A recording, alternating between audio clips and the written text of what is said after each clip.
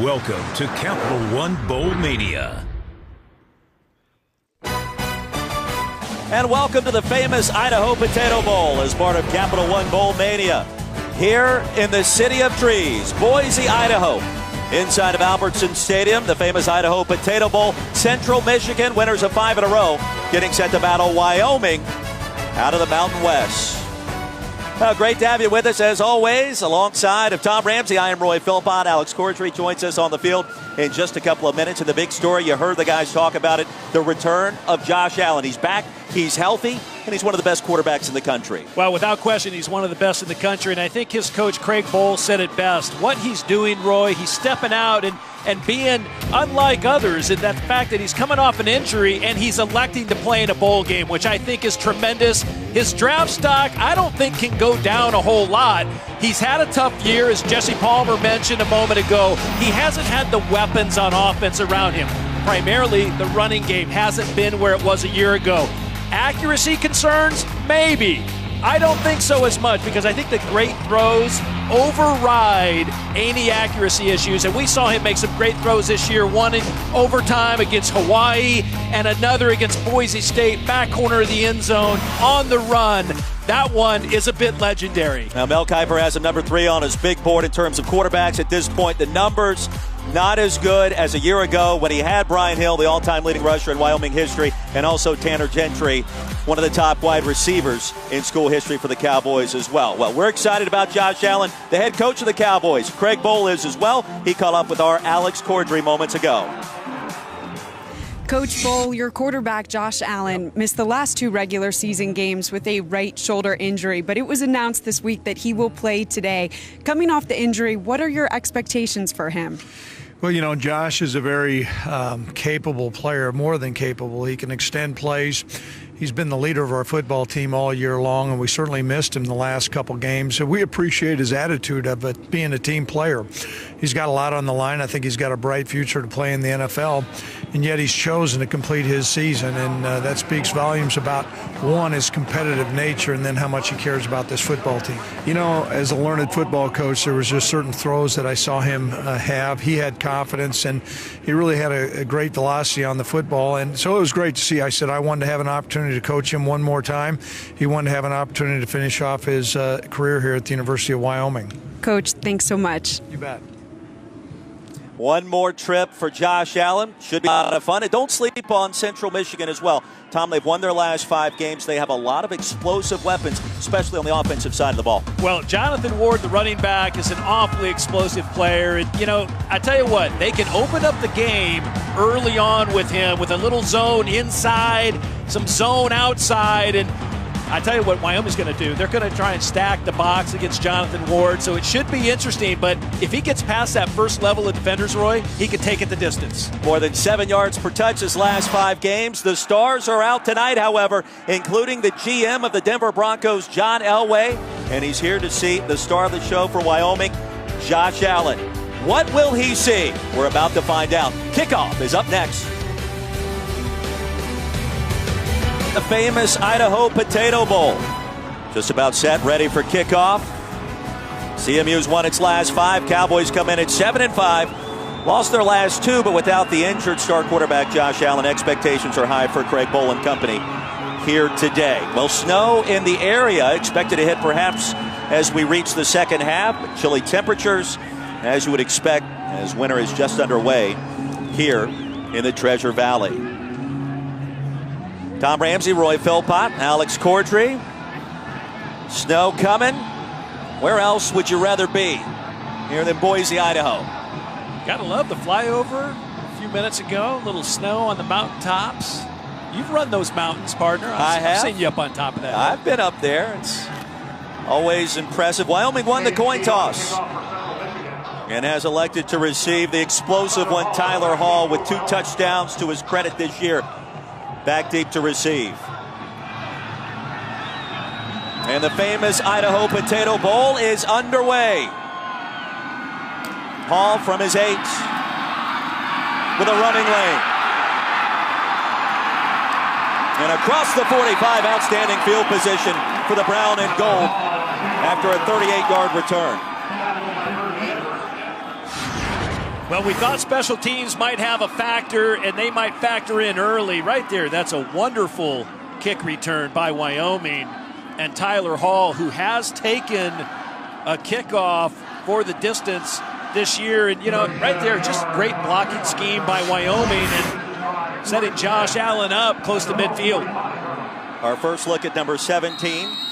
No scholarship offers coming out of high school. Sent out emails across the country trying to latch on somewhere in the FBS ranks. The only school that really responded was Wyoming. First down handoff to Trey Woods, the converted linebacker, stacked up by Malik Fountain.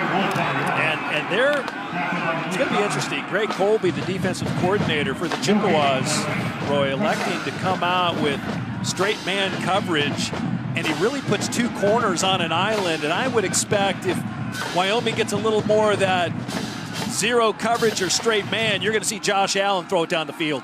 Allen had an AC sprain. He suffered that against Air Force nearly a month ago. That's the last two starts. Wyoming was 0-2 in his absence. Trey Woods straight ahead. Fountain again with the hit. 3rd and long upcoming after a gain of a yard. Well, how bad has Wyoming been rushing the ball this year? They're 118th in the country, about 108 yards a game. And the biggest reason, Brian Hill, their all-time career rusher, of course, opted to go pro after the end of last year, and they have missed his production. Cowboys just 33% on 3rd down this year, one of the worst in the nation. And Allen and company need 9 yards right now. Backside pressure. Allen stands tall, flings it incomplete. And a dangerous pass after the pressure by Joe Osman, one of the top pass rushers in the MAC this year, and it's 3 and out for the Pokes.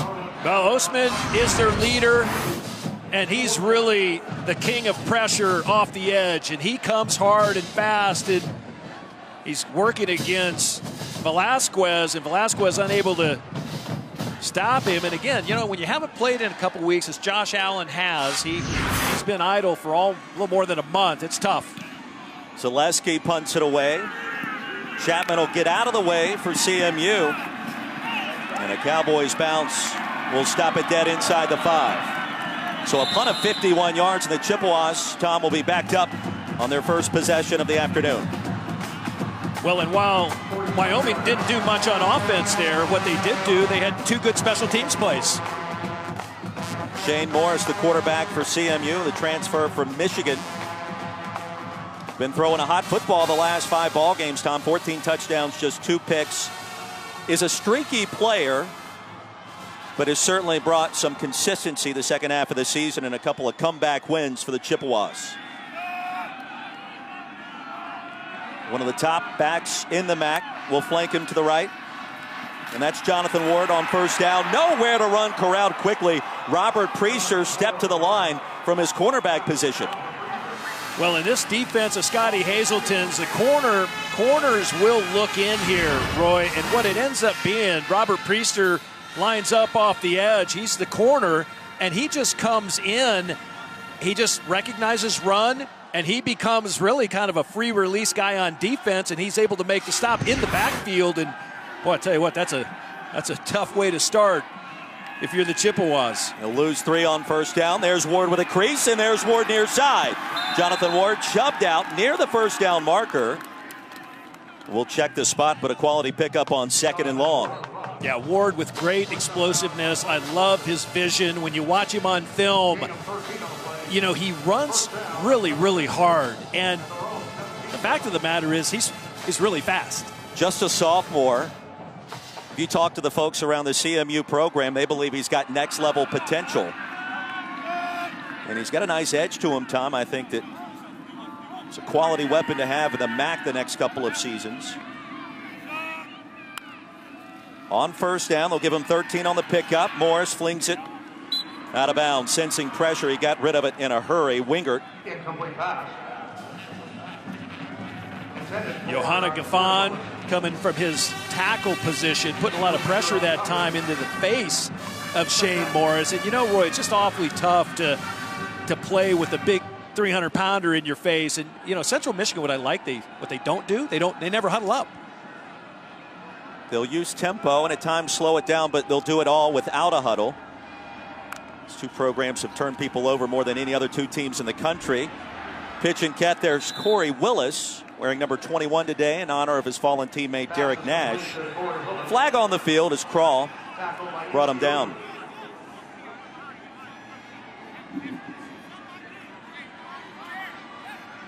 Conference USA officiating crew.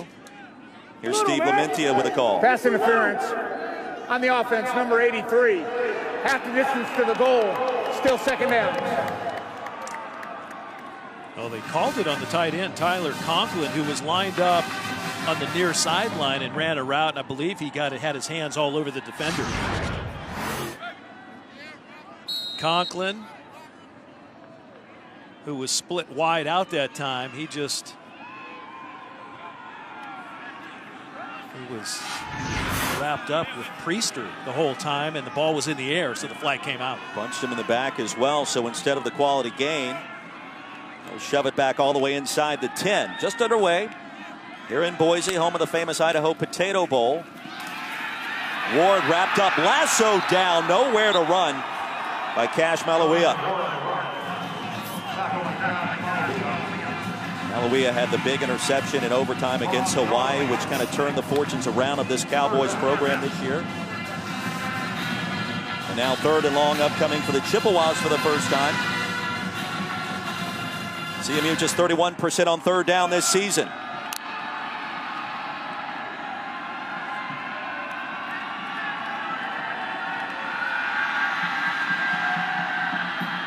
After a 3-and-out by the Pokes. Defense of the Cowboys trying to give it right back to Josh Allen. Here's Morris, open pocket. And the hard hit against Ward somehow stays alive, finally corralled by Logan Wilson.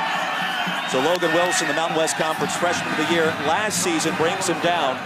And a quick possession for the Chippewas. Boy, and Malawia was the linebacker that came up and stoned Ward. I mean, I thought he might even put him down. I thought I might have seen the knee touchdown. Malawia, boom, he hits him early. It appeared as though his knee might have been down, and then Wilson comes and finishes him off. So after the 51-yard punt, Wyoming stands to have decent field position once again. Shelton on to punt this one away from his own 1. And a Cowboys bounce out of bounds in plus territory. So after a punt of 36 yards, Wyoming takes over for the second time in a scoreless ball game 5 minutes in.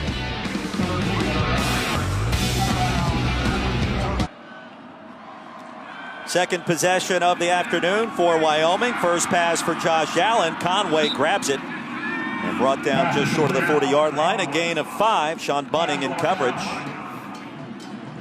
Everybody wants to see the arm strength to see if he's fully recovered from that AC sprain. Allen thought to be a top 10 pick in next April's NFL draft if he decides to officially come out. And most people, including both Tom and I and Alex, think that he will.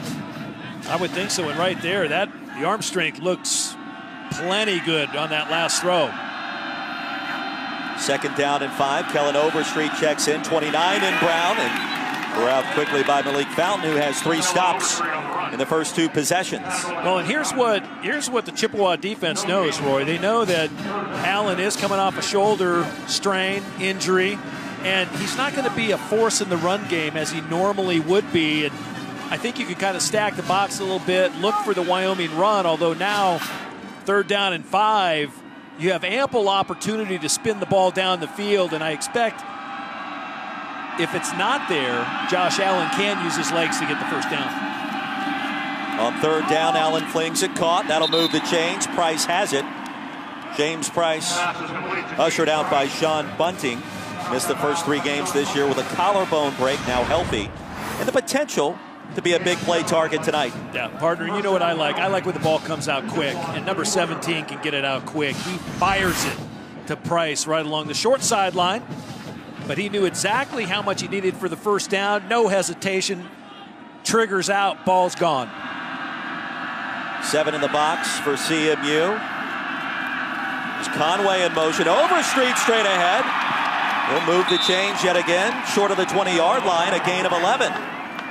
Well, and Overstreet's coming off a career game. He had a 100-yarder 139 yards against San Jose State. That was a loss, and that really, I think, showed how much they missed Josh Allen in that final game. And Overstreet, though, he's been gaining consistency the second half of the season. Really came out against the Colorado State Rams earlier this year.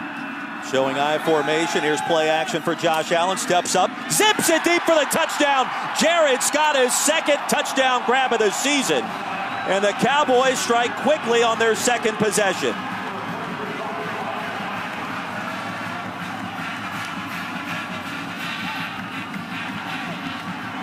Well, Roy, if there was ever any question about the arm strength, about the timing, about the toughness of Josh Allen, I think it's answered right in this play.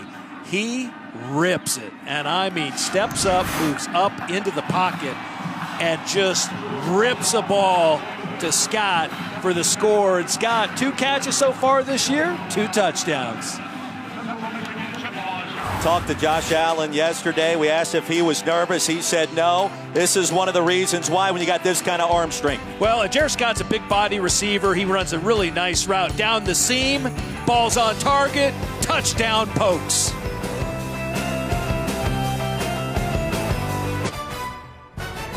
The famous Idaho Potato Bowl, brought to you by Famous Idaho Potatoes. Always look for the Grown in Idaho seal.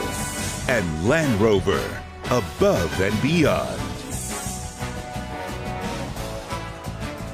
Back in the Gem States, and a fast start for the Pokes out of the Mountain West Conference. Josh Allen connecting with Jared Scott moments ago from 23 yards out. Healthy right shoulder. And he appears to be locked and loaded after ripping in that scoring strike.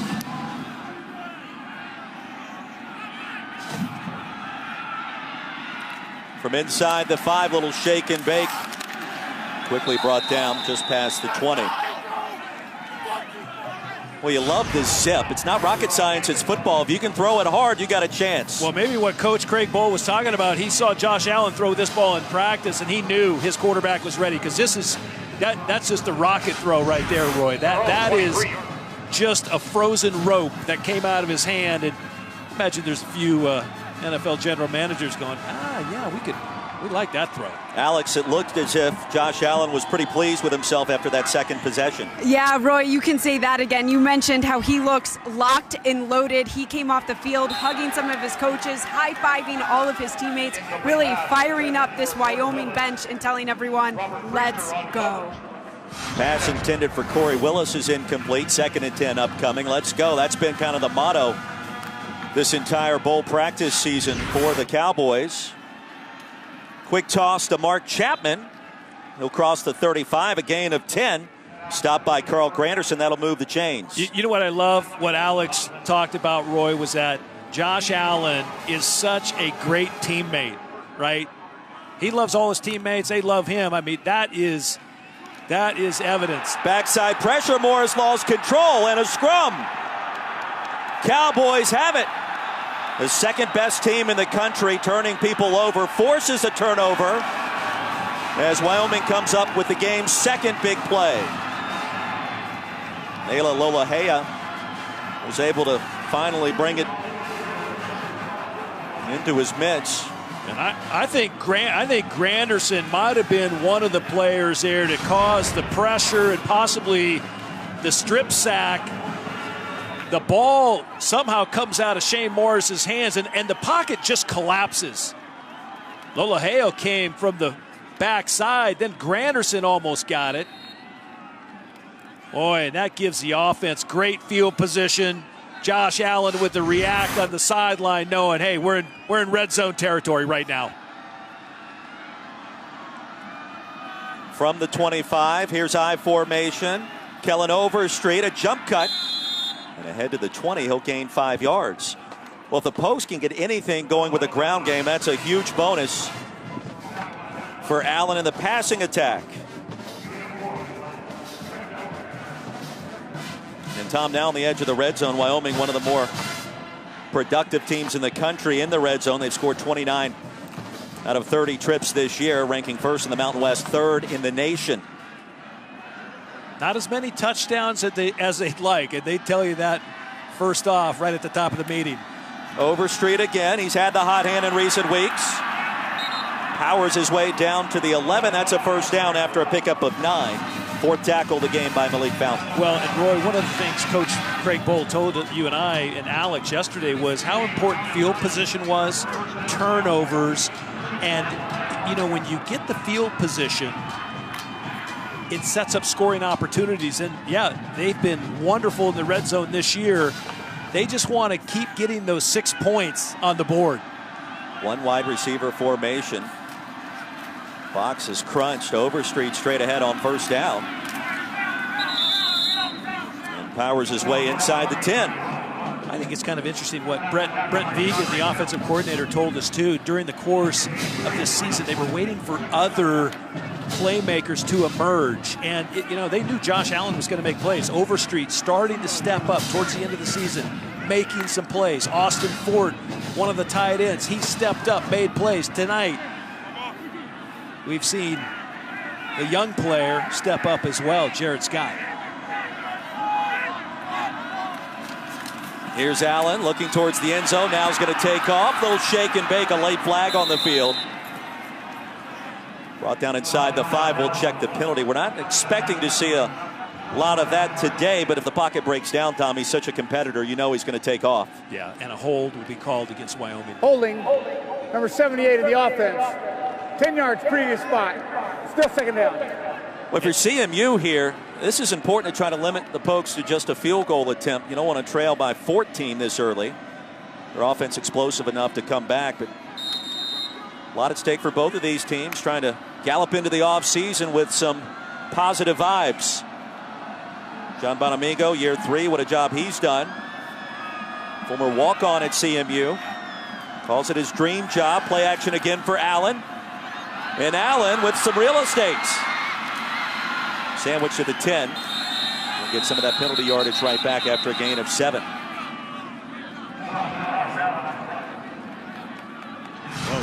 We thought we'd see Josh Allen move around a little bit. You know, he's such a competitor, Roy. When the pocket breaks down, the play disappears. That's what he's able to do. Extend the play, keep the eyes up the field. He thought he had more room to run out there. They closed on him pretty quick. Cowboys need to reach inside the 1 to keep this possession alive and avoid the field goal attempt from Cooper Roth. Nico Evans checks in, 22 in brown and gold. Cowboys 1 of 2 on third down. Allen flush. Keeps the play alive. Zips it to the end zone for the touchdown. Austin Conway had it. And from 11 yards out, Allen converts again.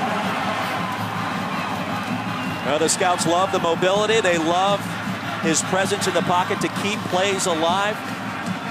And when you got that kind of arm strength at 6'5", 240, the rest a lot of times will take care of itself. Yeah, and it was remarkable how he worked all the way across the formation and went through his progressions. He looked left. They tried to get a corner route. Austin came free, pressured him, and then it's just Allen being Allen and flushing to the right and throwing another dart for a touchdown. We talked with Craig Bohl yesterday. There was a lot of comparisons about Carson Wentz, maybe Ben Roethlisberger. Josh Allen is his own man at 6'5", 240. Cannon for an arm and 2 touchdown passes already today.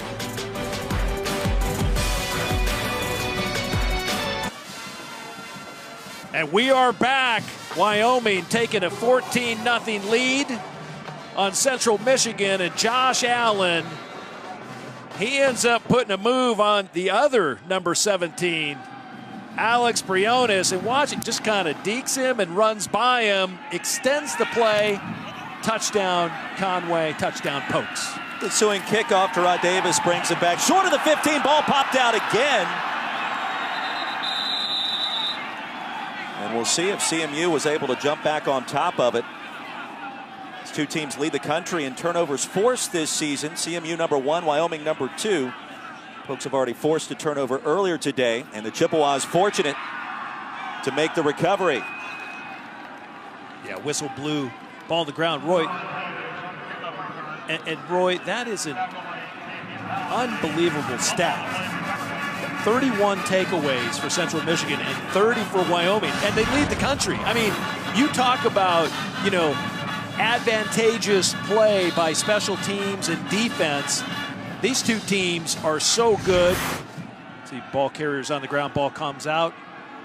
First down, CMU. Well, you think about the Chippewas. Head coach John Bonamingo was a former special teams assistant, the NFL for the better part of more than a decade. First down carry straight ahead. Quilly with his first touch of the afternoon. Yeah, I love talking to Bonamingo. 16 years in the NFL, trained by some of the best. Frank Gantz, Jim Caldwell with the Lions, Tom Coughlin. We run on Coughlin time around here. I love it. We try to, at least. I don't know if this week, with all the festivities happening in Boise, if we've been as on time as we would like, but it's been a great week for both of these teams. They've gone bowling for charity. They've gone tubing.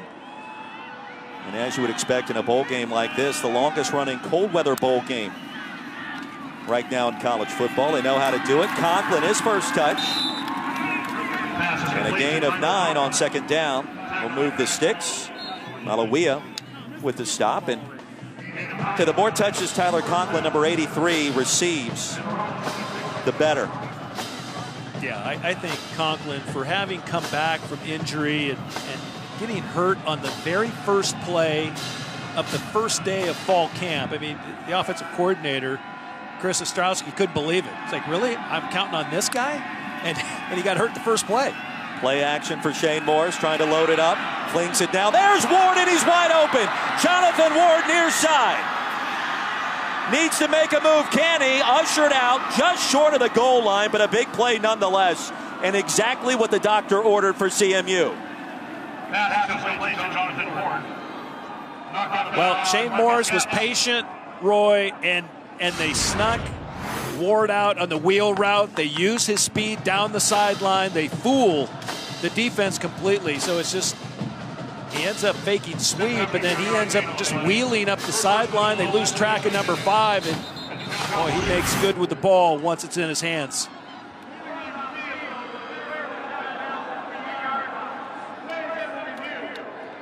So after a gain of 72 yards, longest of the afternoon, send this to the replay booth, and Randy Smith get a chance to look this one over. And you know by now, this late in the year, indisputable video evidence is what they're looking for.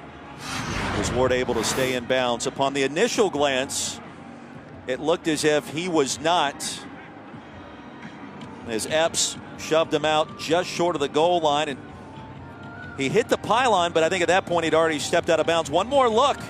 He didn't. He did not. He did. They're gonna give him a touchdown because he never stepped out of bounds, and he touched the pylon with the ball. He broke the plane of the goal line. I mean, this is a spectacular play by Jonathan Ward. This right foot of his never hits the ground. He's in the air from that other angle we had. He was clearly in the air, and he put the ball from his left hand, Roy, to his right hand, and then caught the pylon. I mean, that's a big league play right there. It's dangerous because if you lose control, it could result in a touchback for the opposition. Yeah. However, he was able to maintain control, and that should be 6 points on the board for CMU.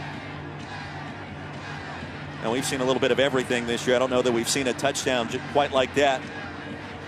We'll see if Randy Smith and this veteran officiating crew concur with our assessment. Well, you know what you get? I love what Chris Ostrowski, the offensive coordinator, does, right? They never huddle. They get 80 to 90 plays. They take a lot of shots. And right there is just it's a bold play call to run a wheel route up the sideline, but it sure worked out for the Chippewas. The player did not step out of bounds. His continuing action put him in the end zone. Therefore, it's a touchdown. So the Chippewas strike. And a chance to slice that advantage in half after the 74-yard pitch and catch on the wheel route. And that's a nice response after 2 early touchdown tosses from Josh Allen. Yeah, and it's against a Wyoming defense that only allows less than 18 points a game, 13th in the country. They don't get fooled often. Michael Armstrong, the graduate transfer from SMU, with the extra point try. On the way and good. 21 points on the board between these two teams. Nearly 12 minutes into our first quarter. The famous Idaho Potato Bowl. We thought this one would be competitive, and thus far it has been. Well, 'tis the season for bowl games. We've got 3 more coming your way on Saturday, right here on ESPN. First at noon Eastern, Texas Tech and USF in the Birmingham Bowl. Then headed your way at 3:30, the San Diego State Aztecs square off against the Black Knights of Army in the Lockheed Martin Armed Forces Bowl. And then at 7 o'clock Eastern, 4 Pacific, App State and the Fighting Coach Satterfields will battle Toledo, the MAC champs, at 11 and 2. All 3 games are available on the ESPN app. 'Tis the season, fun matchups, and a chance after 15 practice sessions to springboard into next year. That's what it's all about. Not to mention the good times on the road for all of these teams, which to a man, to a player, Tom, to a coach, we hear it so often over the years. That bowl game was one of the best weeks of my entire life. It really means a lot, especially to 2 programs like Wyoming and CMU. Well said. And talking to Craig Bohl yesterday, who is on the NCAA competition committee, and they talk about the bowls, and they talk about the importance of bowls, and for the student athlete and for the communities in which are the game hosts. And Roy, it couldn't be healthier and it couldn't be better for college athletics. Hall from his 12, ahead to the 35. Third possession of the afternoon coming up for the Pokes after a 23-yard return. John Bonamingo, year number 3. Craig Bohl, year number 4, the Mountain West Conference Coach of the Year a season ago as Wyoming played the Mountain West Conference Championship game. 2 hard-nosed, fundamentally sound guys that have brought a lot to these respective institutions. And CMU's won their last 5 games. They have been red hot, and Craig Bohl is building Wyoming in the right way for the long term. It's not just a flash in the pan type of season with their success the last 2 years. Well, the key word there was fundamentals. They are both fundamentally sound, really good staffs on respective sides of the ball, and they get after it, and they get it done. Josh Allen on first down. Handed off to Trey Woods. Gain of 2 yards. Josh Cox the initial contact. Well, Josh Cox, a leading tackler for this Chippewa defense. He also leads the team in interceptions. But Josh Cox, you know what they like to do is play their safeties close to the ball, so they really factor in the run game. And you know, if you got safeties flying up into the ball, you got 8- and 9-man fronts. Chippewa's had a chance to win their division in the MAC late in the season. Toledo had other ideas after a 20-point win against CMU. Second down carry by Trey Woods will make it 3rd and 3. And Roy, I just think 3rd and 3s are the most crucial down in football. Really? So far, Wyoming, 2 of 3 on 3rd down, but these are the ones that you kind of win or lose the game on 3rd and 3s, because 3rd and 3, yeah, you should get it. It's a run or a pass, right? I mean, they're lined up in a passing formation. I think they're going to run draw, but you got to convert them, control the clock. On 3rd down, Allen fires it. Caught a one-handed grab right before he danced out of bounds by Austin Conway. His 2nd catch. Gain of 13. That'll keep the drive alive. Well, there's a player that has been trying to emerge all year. Austin Conway has battled injuries.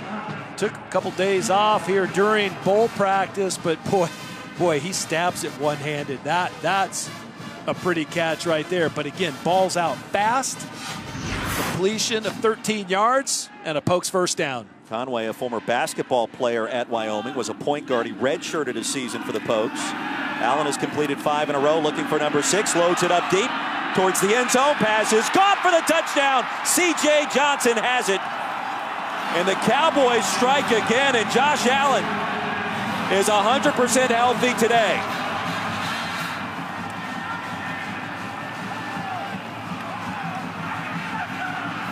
Well, this is, I think I might have coined the phrase today, Allen being Allen. This guy, we've had the fortunate task to do a couple Wyoming games this year, and he's gotten better each time out we've seen Josh Allen play. That again is a ball that he lays it down the track of a receiver flying full speed, heading into the end zone. And I mean, the ball couldn't be thrown any better. 6 completions in 7 attempts. 3 touchdown tosses already for number 17 in brown and gold.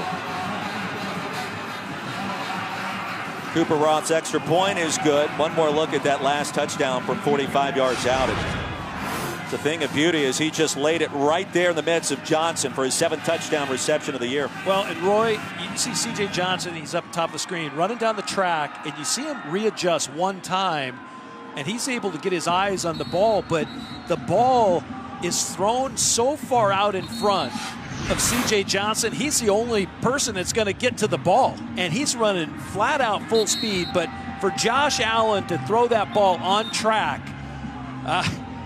that's impressive. And credit C.J. Johnson for never giving up on the ball. He knows his quarterback's going to get the ball out, get it into a position where he can make the catch, and go after it. And the Pokes again with a great score from Allen to Johnson. And yeah, you mentioned his numbers, 6 of 704, 3 touchdowns. I'd say he's on fire. You think about the quarterbacks that should be available in next April's NFL draft in the first round. Mel Kiper, Todd McShay will tell you at least 3, maybe 4 or 5 could be selected in the first round this year. Allen physically stacks up very well with any of the other potential candidates, including Sam Darnold, Josh Rosen, Baker Mayfield, and others. And a lot of people would tell you, Tom, you've been banging the drum all year long. Physically, Allen may be better than all of them. Back on the return, number 19. Davis brings half the distance. Head to the 20 for the penalty. We'll bring him back. So let's see if the Chippewas have another response. And the 3 quarterbacks you mentioned, Roy, I think Josh Allen, Josh Rosen, and Sam Darnold are 3 of the first 5 draft picks in the NFL. Now, Allen came into this game rated a little lower, in the top 10. I still believe Josh Allen will be the #1 pick in the NFL draft come spring. The #1 pick, not just the first quarterback taken. #1 overall. Bold statement, certainly showing the part here this afternoon with Tom Ramsey, Roy Philpott, Alex Cordry on the field. First down carry straight ahead for a short gain of just 3. And I'll give you my reasoning on that. He's playing in a system that Craig Bohl had at North Dakota State, and they had Carson Wentz. So you see, look at my comparison.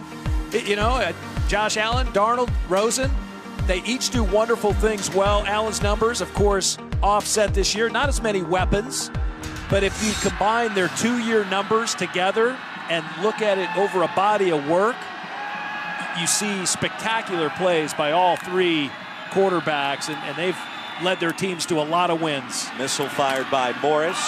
Ball comes out late after the catch. Cowboys think they have it. Let's check the spot, and they do. Marcus Epps got in there, Tom, in the second turnover forced by this Cowboys defense, and another big play in favor of the brown and gold.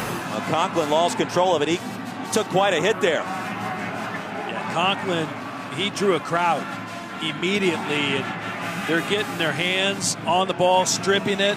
Boy, Priester came in from the backside. #2, the corner, who's having himself a nice game, and he really just whacked at the ball. The ball came out. Watch Priester come from the backside of Conklin and just rake the ball, and it comes out. Epps right on top of it. Overstreet, the lone running back. Inside give. And a far side run by Drew Van Manen. Nice pickup and a nice play call by Brent Vigen. Yeah, and I love the story of Drew Van Manen. Walk on, coming up from Denver, ends up earning a scholarship, becoming a captain. He really represents Wyoming football. That man right there, Josh Allen, representing the Pokes too today. 21-7.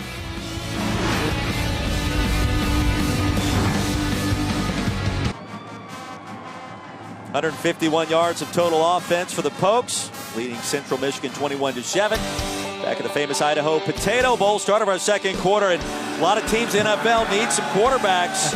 Josh Allen perhaps could change the fortunes of several franchises, and we've seen it all on display thus far with 3 touchdown tosses.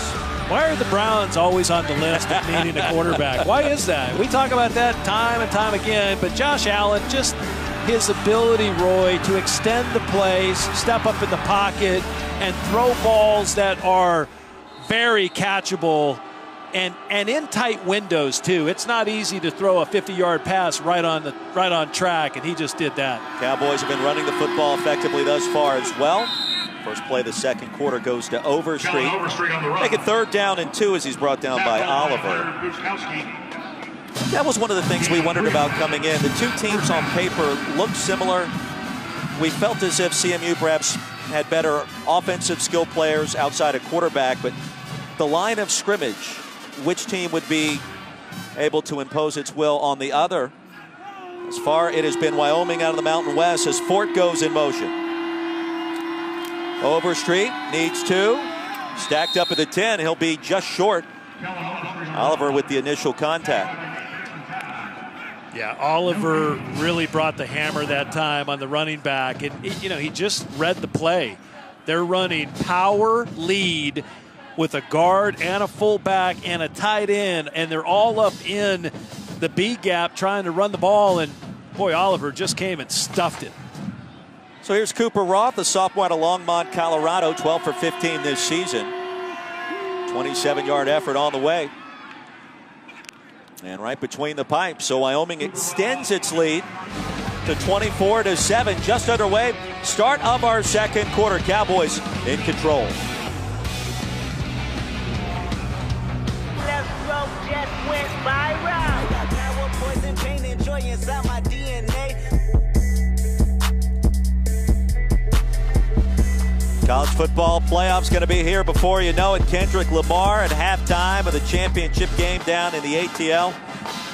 And what a sight it will be. Here in Boise, the famous Idaho Potato Bowl, 24-7. Cowboys off and running. Fast start by Josh Allen.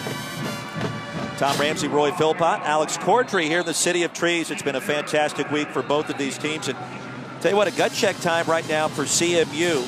Chippewas need to find the end zone again after all this pressure being put on by the Pokes offense. Gerard Davis will let it bounce through the end zone. The Chippewas this year, they come into this game having won their last 5 contests. Red hot in the MAC, a couple of comeback wins, dominant defensively. And that 8-4 mark, very impressive. 5-game streak, longest since 2009. John Bonamingo has done a tremendous job building his brand. And the Chippewas aren't going anywhere as well.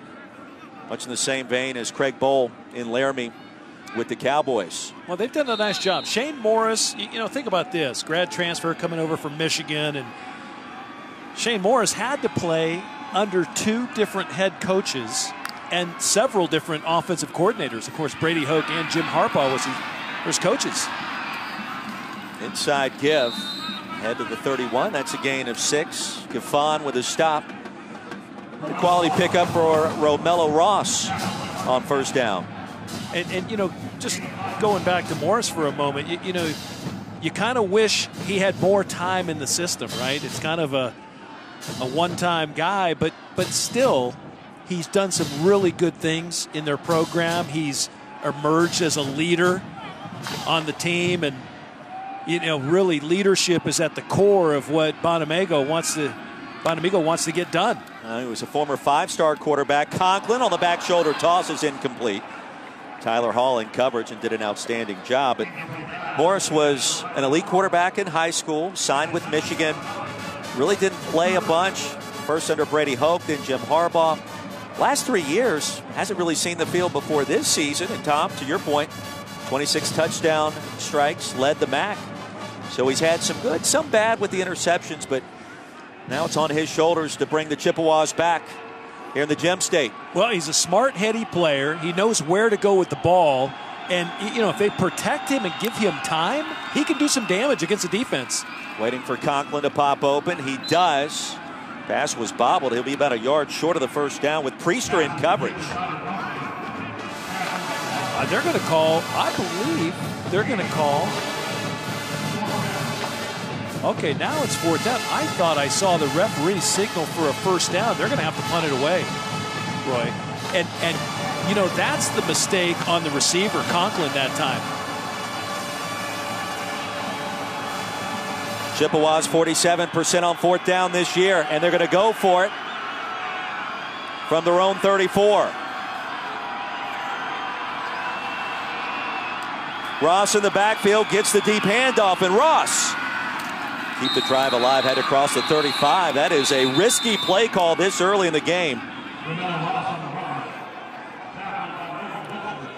Really risky, and I was still focused on Conklin coming up short, not getting to the necessary yardage marker, but that's good hard running by Ross. He lowers his shoulder. They get a nice block by Conklin. You were stunned by that sequence right there, weren't you? I was stunned. Well, I saw him coming off, and then I thought I saw half of Wyoming's punt return team coming on the field, and they retreated quickly.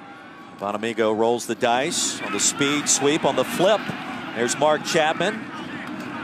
And nothing going on after the 1 yard pickup. Well, that speed sweep, that's one of your more favorite plays. Well, it's the jet sweep action, but technically it's a pass, and our ongoing season debate continues. And they run that nice little shuttle pass, yes. And it gets into, yeah, and it's just right. That was a little bit of a flip pass, I will say that. And it counts as a pass because the ball is going forward from the quarterback to the ball carrier or the receiver, I should say, that's speeding by.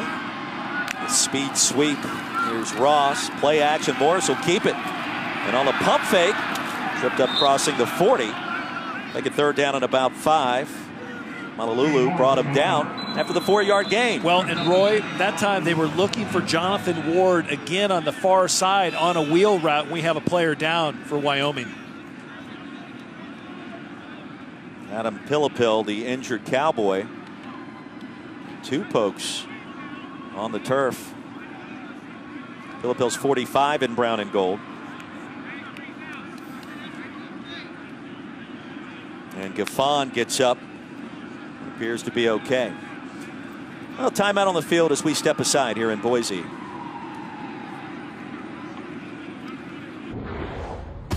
Now we take a look at the Bowl Challenge Cup, brought to you by Progressive. Keeping track of all the conferences and how they stack up thus far. And just starting to get into some of the Power 5 programs for the Sun Belt. Off to a 2-1 start. CUSA sitting there at 4-4. Adam Pillapil helped off moments ago. Appears to be okay. An important third down coming up for the Chippewas. Trailing 24-7. Morris loads it up. The pass is incomplete. Heavy pressure as the pocket collapsed. Ball was tipped at the line, and now 0 for 3 on third down for the Chippewas. Well, Scotty Hazelton, the defensive coordinator that time, bringing a ton of pressure up inside on the A-gaps and off the edge as well. And Shane Morris just unable to do anything with the ball. Conway back deep to receive this Jack Sheldon punt. 43 yards per attempt. A 33-yarder his first effort. As he spins it to number 25 in brown and gold, and Austin Conway. Quickly corralled, crossing the 25. 7-yard return after the 39-yard boot. The Cowboys this year, 7-5 coming into this game, and Pokes have been led by their defense, forcing 30 turnovers, 2 more today. And of course, the big injury to Josh Allen kind of dampened things in the spirits of the program. Late in the year, he missed the last 2.5 games. But Allen now healthy has meant a lot to the Cowboys so far today. Well, consider where they were. When Josh Allen got hurt, Roy, they were 7-3. They won at the Air Force Academy, which got them to that mark, and they were rolling. And then once Josh Allen got hurt, boy, they became a different team. Very conservative on offense, and Nick Smith just unable to get them untracked. And again, without a run game, it was awfully hard to move the ball. Trey Woods, the converted linebacker, across the 30. A 5-yard gain on first down. And for the Chippewas, this defense, which has led the country in turnovers forced, Tom, they need one in the worst way now with just over 10 minutes remaining in the first half. Secondary's been very strong this year. Amari Coleman, number 7 for the Chips, has got all kinds of NFL potential, but we've yet to call his name tonight. Well, and they know their back's up against the wall. The defense knows they have to make a play here. Allen out of the shotgun. They're faking the handoff. Johnson grabs it just before diving out of bounds. Darwin Kelly in coverage.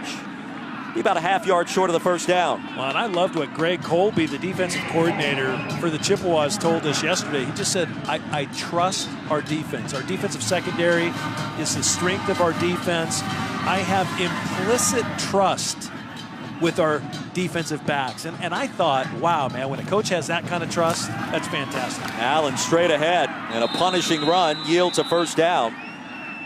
Allen's completed his last 7 passing attempts. And so far, the decision to play in the famous Idaho Potato Bowl is going very well for number 17. Pokes now 4 of 6 on third down. Good field position once again already. Stake to this 17-point advantage. Well, and bowl games are important, Roy. When you consider, and I love the fact he played. I think in terms of character, the kind of guy you want on your team, number 17, put a big circle around him. Allen again looking to toss it deep, loads it up, fires a pass. It's incomplete. Looking for James Price, Sean Bunning, Adam blanketed. Don't forget the ESPN app is a fan's best friend this bowl season. You can stream every ESPN and ABC college football game live at home or, of course, on the go. Plus access to scores, news, and highlights for all the bowl games. Download the ESPN app. Start streaming today. We'll be doing that on our flight home tomorrow, which is always a lot of fun to see which teams show up and which teams perhaps are just feeling good about what they've already accomplished. And thus far, Wyoming has showed up in a very large way. Overstreet upended on second down. Leak Fountain, the hard collision. Well, we know one thing. There's no beach in Boise. We do know that, yes. We have found that out. We did look around a little bit. But they expect the snow fly by the end of today's game, too. It's kind of interesting. I think it's snowing probably about a mile away from us right now up on the mountain. Alex has more on Josh Allen. Alex, on third down, what do you have?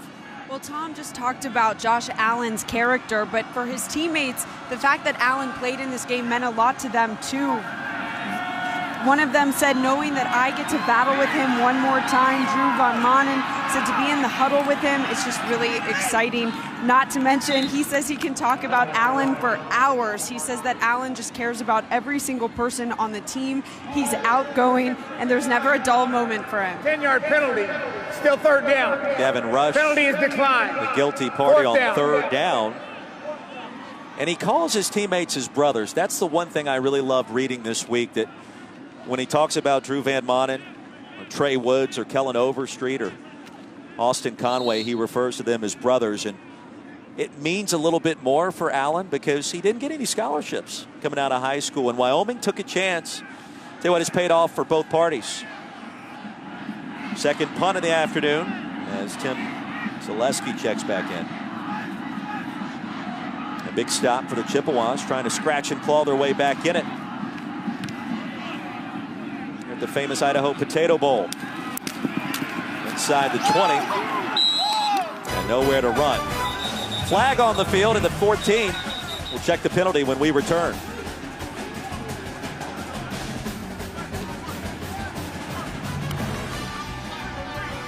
Back. Number 6 is the return team. Half the distance to the goal. First down. So they'll back him up even further. Poor field position for CMU. Chippewas take it over.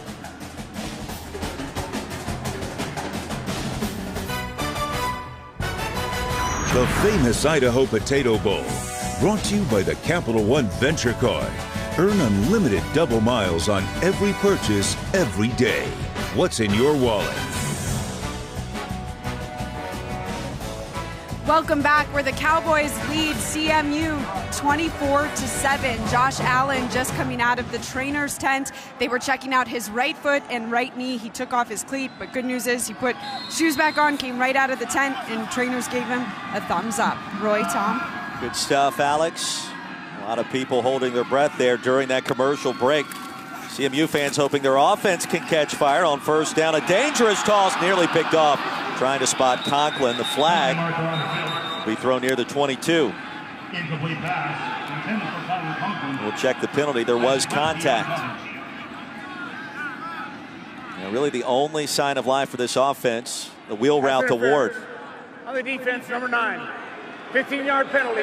Automatic first down. That resulted in a 74-yard touchdown pass. Tyler Hall interfered with that last pass. Tom, what do you do if you're CMU? I think you keep throwing the ball and target Tyler Conklin. I had my binoculars on Conklin just a moment ago, Roy, and Tyler Hall, I thought, had great coverage. He had great leverage on Conklin that time. But Conklin's a big body guy. You got to keep going his way. Willis in motion after the first down. Jonathan Ward stacked up, driven backwards by a trio of Cowboys. Carl Granderson got there, along with Garrett Crawl. Well, and here's what I know right now. Running against the Wyoming defense is tough sledding because they're stacking 8 guys in the box. They're committed to making Shane Morris throw the ball today. And that, what do? You find your underneath guys. You run some crossing routes. Conklin up towards the top of the screen in the slot. I think he becomes the X factor for the CMU offense. Halfway through our second quarter, Chippewas with just 13 yards on the ground thus far. Here's Morris back to pass as the pocket collapses. Spot Ward for a nice pickup. So third down and manageable upcoming as Hall ushered him out.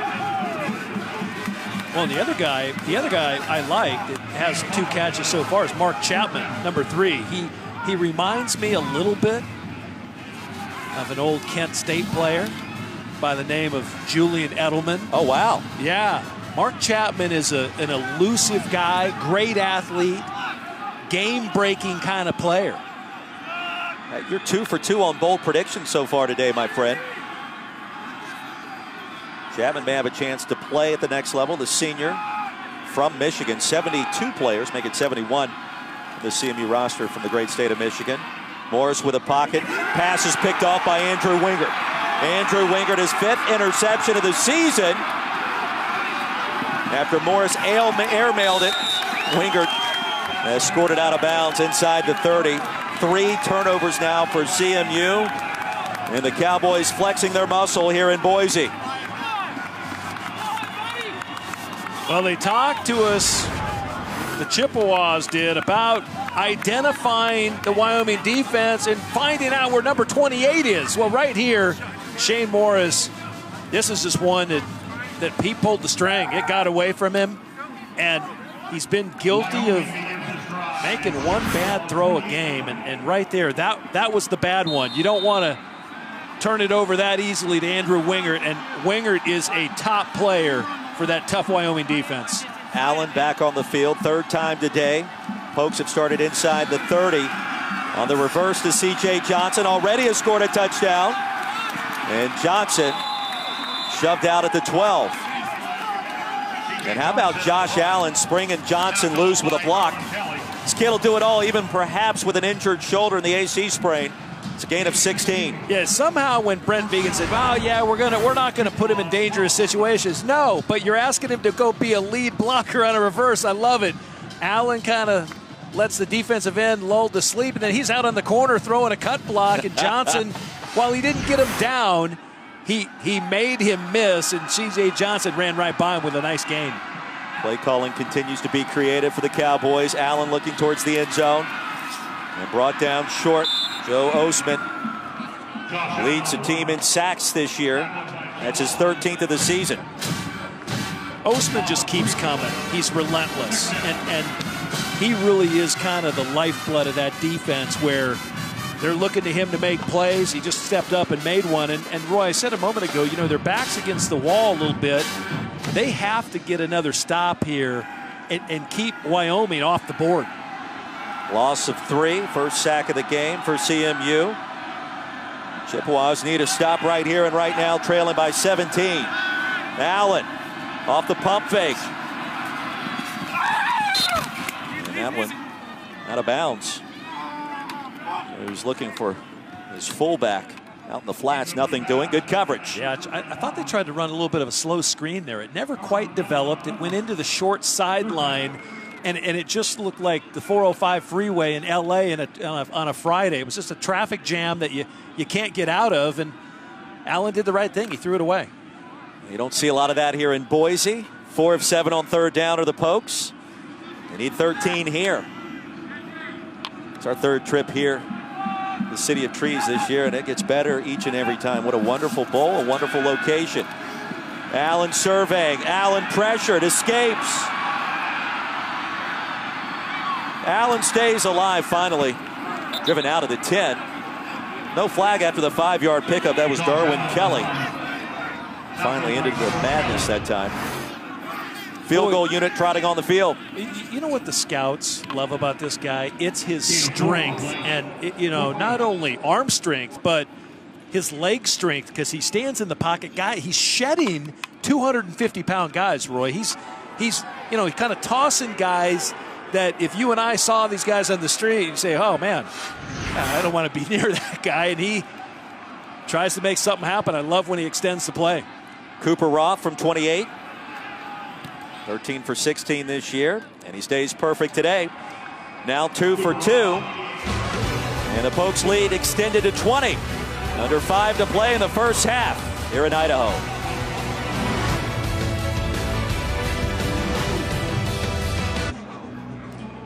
$20-point lead for the Mountain West over the MAC. Cowboys out in front of the Chippewas. Tom Ramsey, Roy Philpott, Alex Cordry. Make sure you kick off your NFL Sunday with a countdown crew.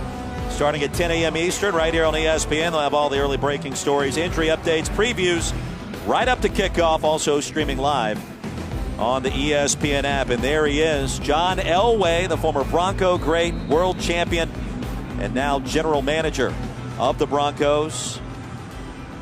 Here to check out some of the NFL talent, including one Josh Allen, who is not disappointed thus far. Yeah, class of '83, old John Elway, alongside Matt Russell, the great CU linebacker, one of the top personnel men, along with Elway. Davis stays alive, across the 35, excuse me, my friend. I know you and John had a lot of battles back in the day. Well, we send you back to the studio for the first time. Adnan Virk. Adnan, what do you got?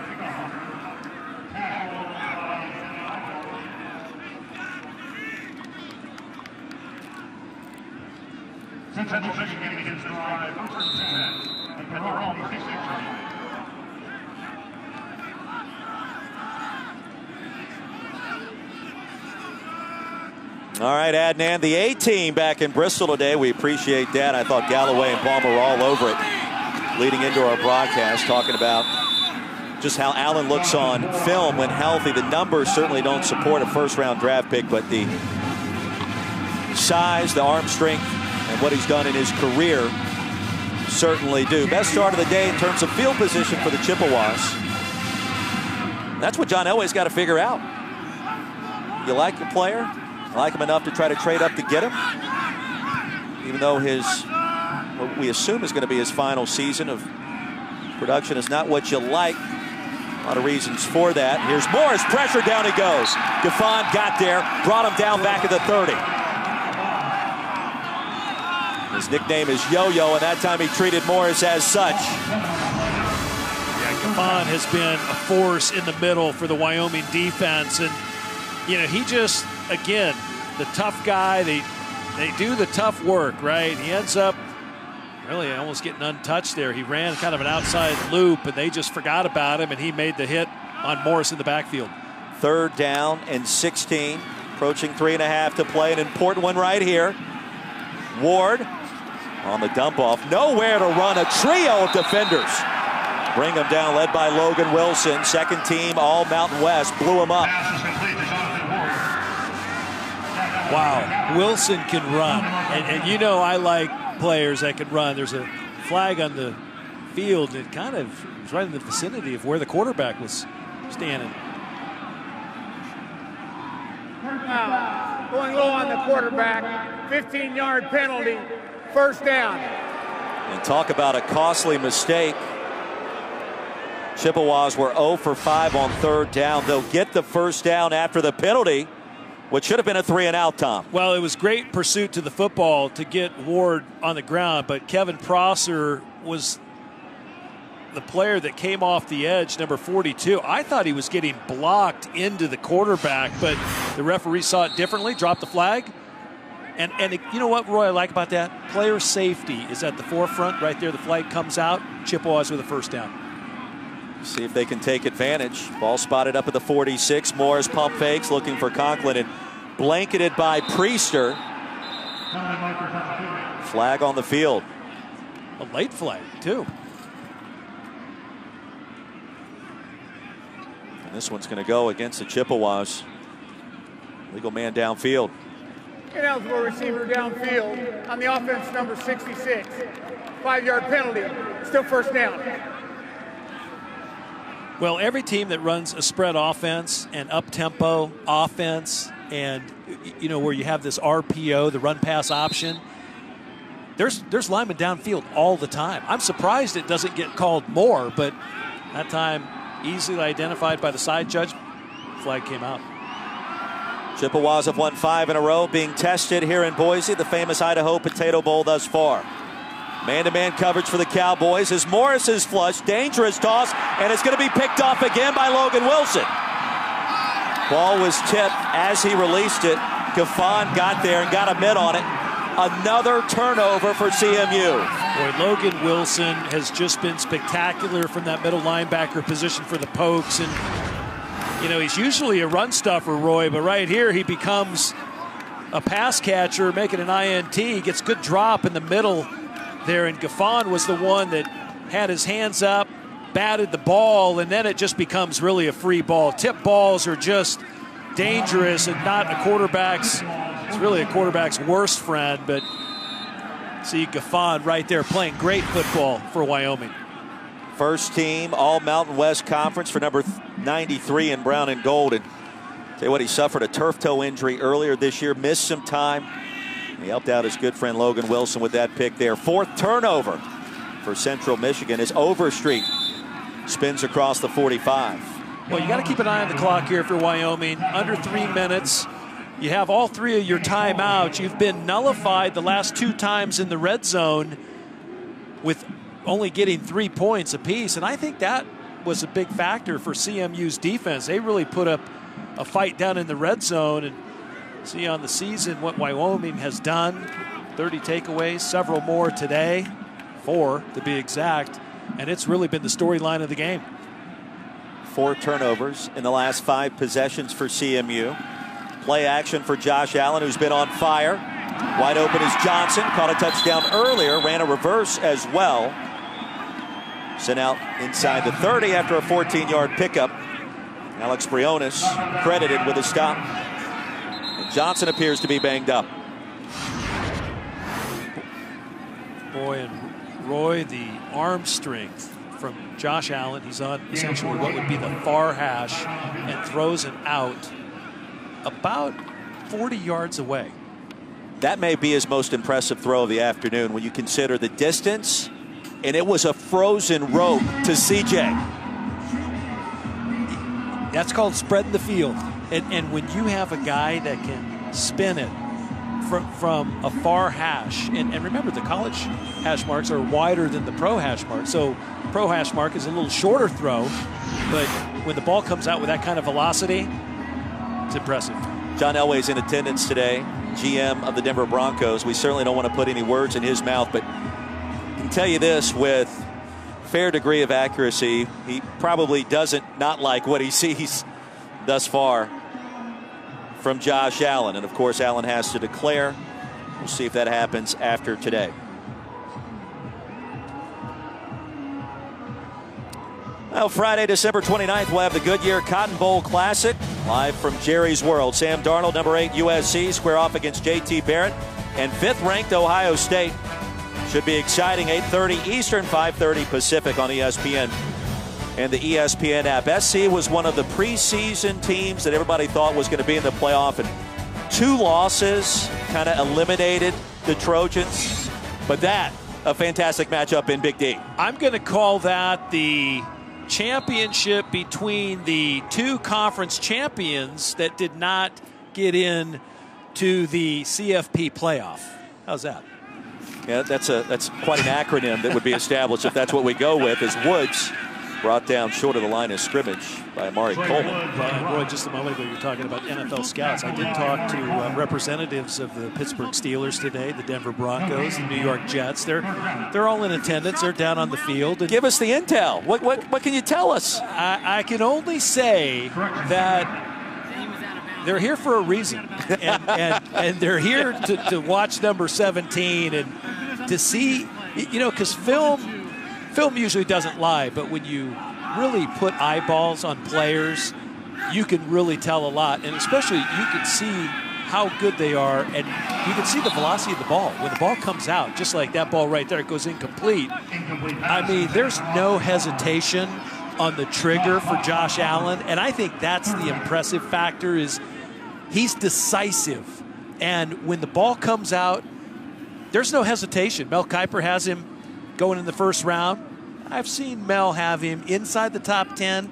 Now he's just outside. McShay has him up there quite high as well. It was a roll of the dice to play in this game, and not necessarily that it would create some kind of controversy where he would drop in the draft or soar to number 1, even though you told us earlier you think he can go number 1.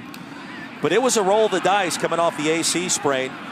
He's done nothing to hurt his stock thus far. This time, corralled back at the 40. That's going to knock the Pokes out of field goal range. Trevor Apsey got there first, along with Mike Dana. He's going to lose 10 yards and some extracurricular activity taking place. Well, I'm waiting for the referee to throw a flag because he just let the game get out of hand. I mean, 3 guys were mauling Josh Allen. The only mistake he made all day long was that he just took a sack that took him out of field goal range. No flags on the field yet. Second sack of the afternoon for CMU. Craig Bohl wanted to find out more from this veteran officiating crew out of Conference USA. Well, that was just a bit of a ruckus. And, I mean, Josh Allen, he should have thrown the ball away, number 1. And he ends up taking a huge loss on the play. And right there, Roy, nothing's downfield. Throw it out of bounds right there. And instead, they hold him up, and then they just kind of punish him. Zaleski on to punt this one away to Mark Chapman. And heavy pressure, flag on the field. Zaleski got it out of there fairly cleanly. Justin Corbett tried to block it. Punt of just 24 yards. We'll check the penalty. Under a minute to play. Both teams with all 3 timeouts remaining. Boy, how Corbett didn't block it, I'm not sure, because he was, I thought, on top of the punter. I can't believe he didn't block it. Running in the kicker on the defense. 5-yard penalty. Still 4th down. So they'll punt it again. That's not enough for the automatic first down, the personal foul variety. So CMU will dodge a bullet there. But still poor field position. That's been kind of a hidden story in these first 2 quarters. CMU started in deep in their own territory for just about every single possession thus far. Well, we knew special teams would spin the field a little bit during this game, and the defense is both very accomplished, making plays and causing a lot of turnovers. And you see the Central Michigan drive chart, but Roy, I'm telling you, that was an opportunity for Central Michigan to block a punt. I don't know how Corbett didn't lay out. Zaleski will send it end over end this time to Chapman, as the play is blown dead at the 11. So just 39 seconds, 3 timeouts to work with. How aggressive do you get here if you're CMU trailing by 20? I don't think you get overly aggressive being on your own minus 11-yard line. I think you're happy the way your defense has played the last 3 series, where actually the last 4 series they held Wyoming twice inside the 30-yard line where they took possession. They held them to field goals, and I think right now that's become a big story. Josh Allen, of course, having a big game with 3 touchdown throws so far, but now the snow's coming, so let's wait and see what happens in this second half. Well, the snow falling from the sky here in the City of Trees. Morris with time. A dangerous pass. Hall tried to get a fingertip on it. Pass was intended for Eric Cooper.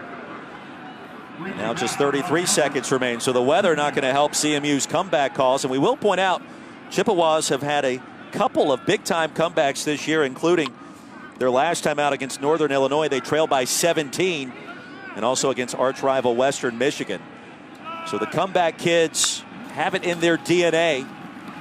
See what happens here in the second half. Conservative call on second down. Ward Brought down by Wilson, who's been active. That's because the call on first down was dicey at best. And they've already had 4 turnovers. Wyoming getting 13 points off those 4 turnovers. And, you got to be careful with the ball. When the ball's in your own end, you're getting close to closing down the half. But Wyoming's defense has been really good so far. Tip balls and any ball that's been on the ground, they've come up with. One half of the famous Idaho Potato Bowl in the books. It's all Wyoming. The Cowboys lead it 27-7. As we send you back to our studio for the Mercedes-Benz halftime report. Here's Adnan Verk. Adnan. Welcome back to Capital One Bowl Mania.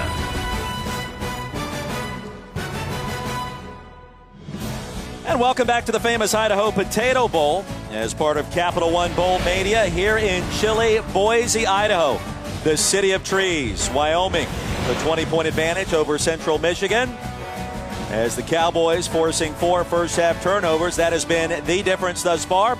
With Alex Cordry, Tom Ramsey, Roy Philpott, Spuddy here so far has been in favor of the Pokes. Wyoming was very impressive here at the Potato Bowl. It's been a lot of fun if you're a Cowboys fan at least. Well, they've been converting on third down, Roy. 4 of 9 on third down for Wyoming. The Chippewas still not finding a first down. 0 for 4 on third down.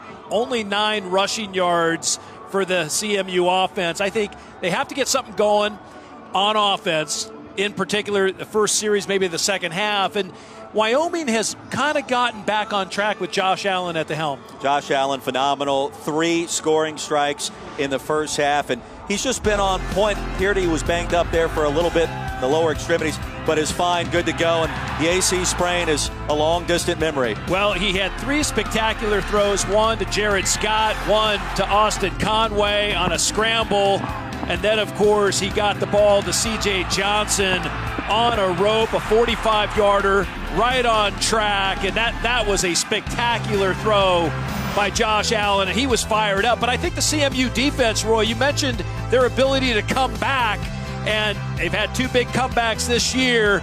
They really stopped Wyoming on 2 drives inside the plus 30.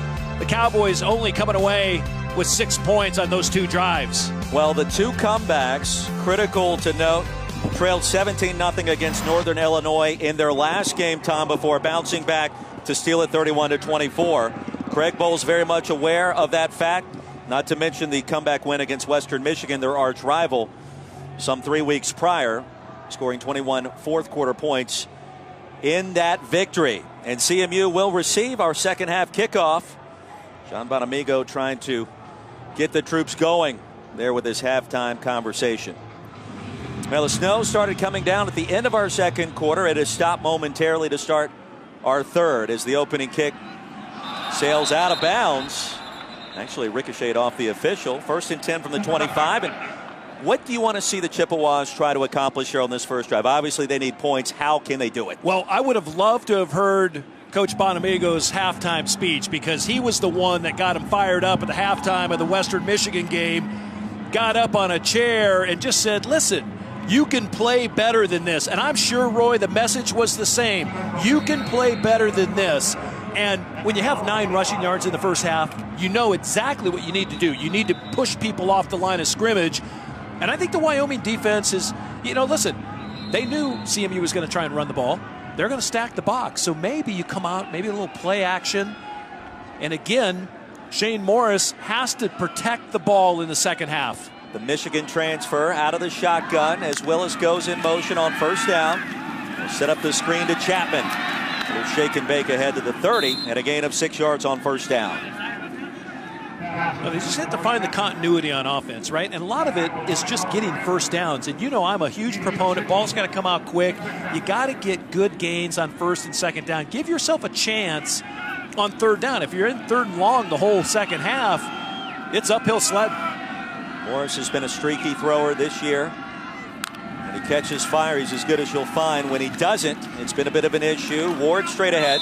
3rd down and 1 coming up as we check in with Alex again. Thank you, Roy and Tom. We're talking to Coach Bonamigo. He says, we just got to take care of the football. Number one, we turned the ball over 4 times in the first half, and that can't happen when you have a quarterback like Josh Allen and give him a short field. And then he said also, we just got to keep chipping away, guys. Chipping away, that's how they do it. Fire up the chips, 3rd and short. And a big play to start our 3rd quarter. Cooper in motion. Inside zone, Ward pops it out. And a nifty run results in the drive staying alive as he steps out at the 40. Great eyes, great vision by Ward that time, not seeing something inside. He gets bounced around a little bit, and then he's able to bounce it outside. And you talked about him, Roy, in the first half, having a little bit of an edge. And, you know, right there, that's being a football player right there.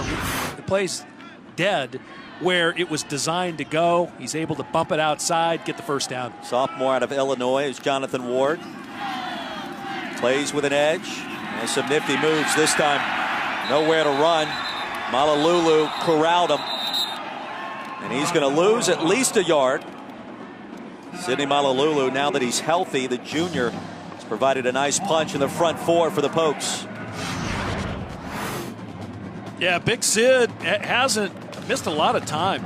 He was always on the injured rack when we had them in earlier games this year, but you see he's such a force in the middle. He just gobbled him up. Yeah, he's what they call a zero tech. He'll man that nose tackle position, and he just fills 2 gaps.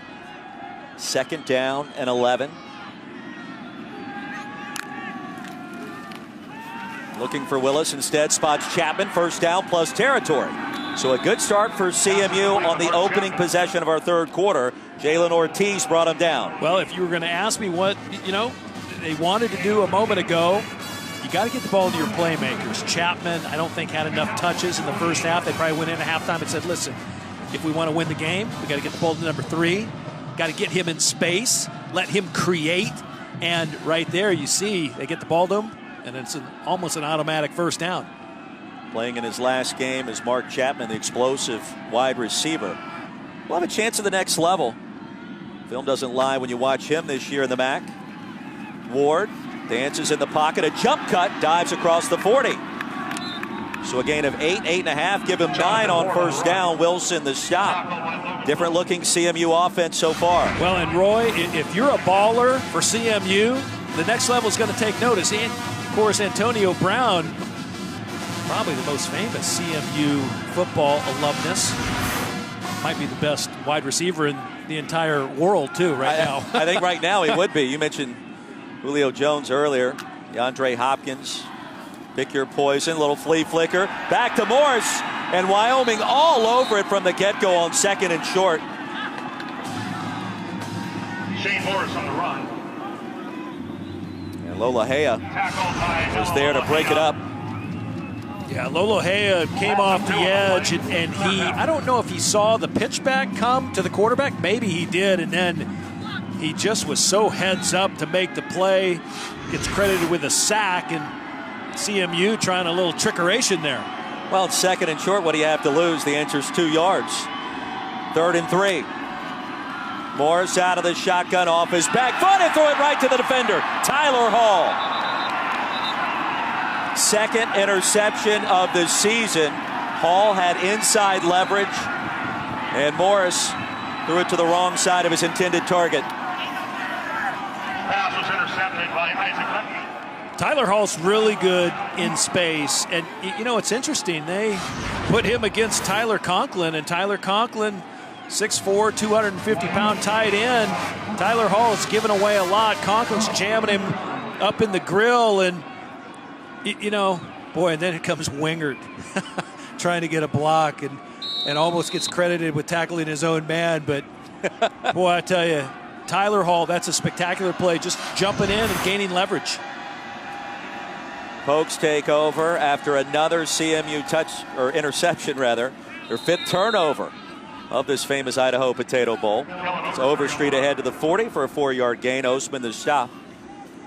Well, that's exactly what you did want to happen if you're a fan of the Chippewas. Well, we talked about it, Roy, off air at halftime. Just, the 4 turnovers really only amounted to 13 points for Wyoming, which I thought the CMU defense really kind of, they boned up and, you know, was able to stop Wyoming drives and only turned them away with 2 field goals. But now you just can't keep putting your defense on the field if you're CMU. 2nd down and 6. Overstreet through the initial contact. Brought down at the 45. So Kellen Overstreet continues his good play today. Well, and Coach Bowl said something to Alex Cordry as he left the field, which was, you know what, we're going to get back to our football. We're not going to let the game get out of hand, get chippy. And what does that mean? I hear they want to dominate the line of scrimmage. And how do you do it? You do it with run game, and you do it with first downs. Right now, 3rd and 1 for the Pokes. Play action, Allen looking deep. Tosses it, pass is caught inside the 40. And with the reception, once again, it's Tyree Mayfield. I thought it was Conway for a moment, but the tight end is first grab of the game, and he'll pick up 19. You know, 3rd and short, Roy, everyone's expecting, you know, power, and the accuracy again while on the run. And, you know, Josh Allen, when he's out in space like that, he's a run threat as well, but boy, he's such a pinpoint passer from all angles, all positions on the field. We've seen about every throw tonight come from number 17.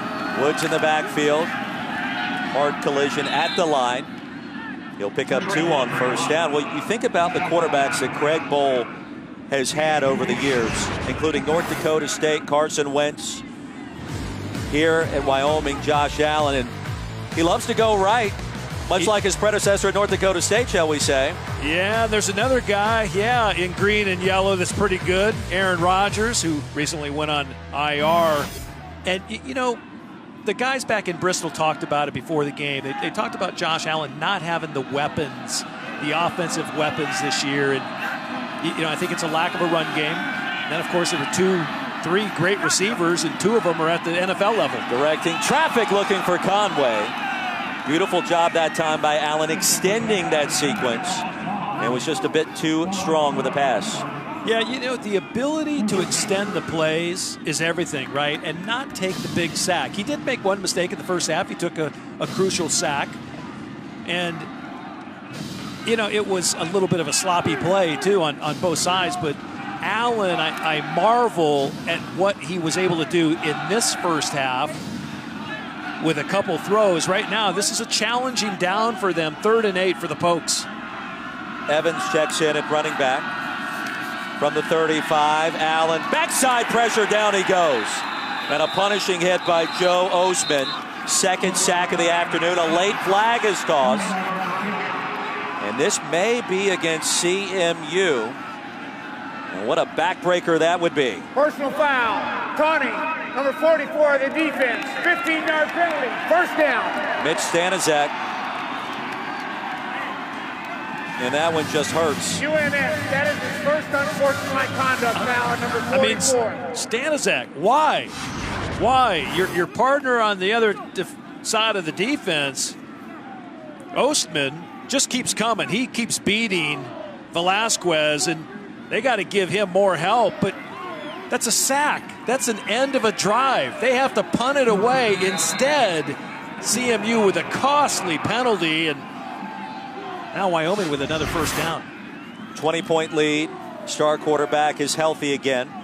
Defense is playing lights out. Everything going in favor of the brown and gold so far.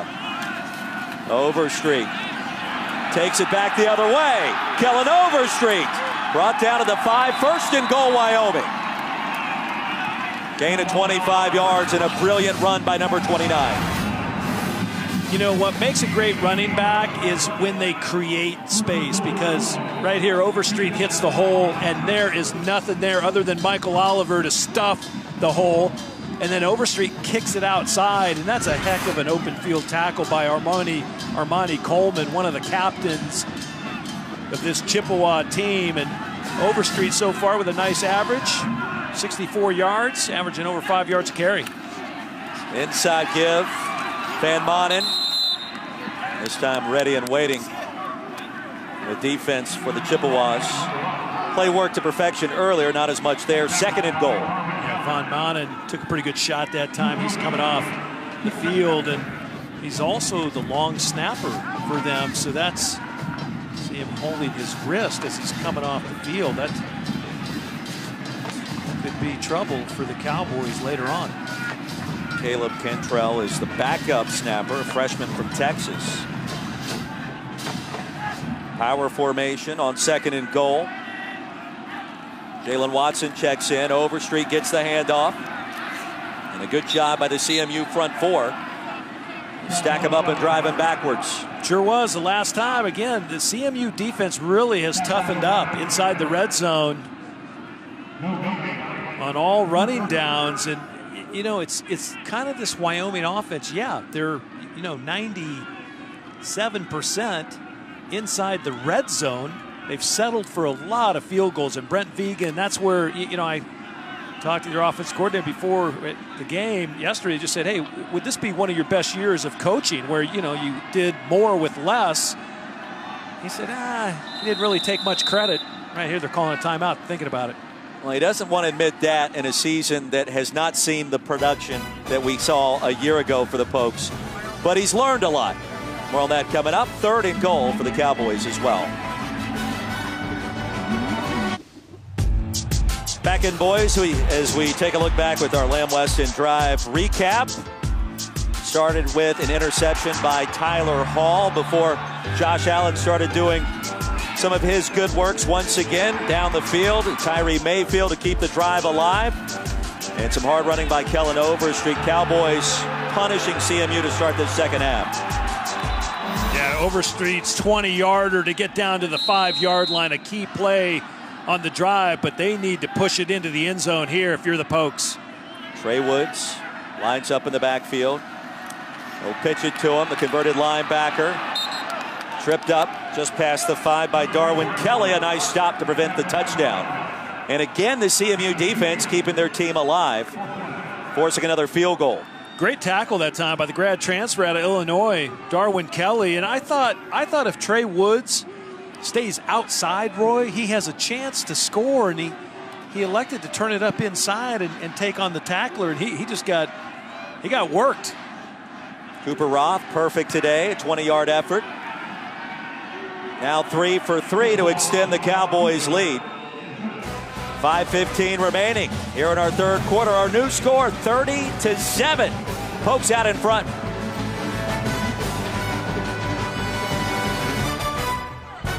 The famous Idaho Potato Bowl, brought to you by the Quicksilver Card from Capital One. Earn unlimited 1.5% cash back every purchase, everywhere. And PlayStation 4, greatness awaits. Who's got my back? Who's got my back?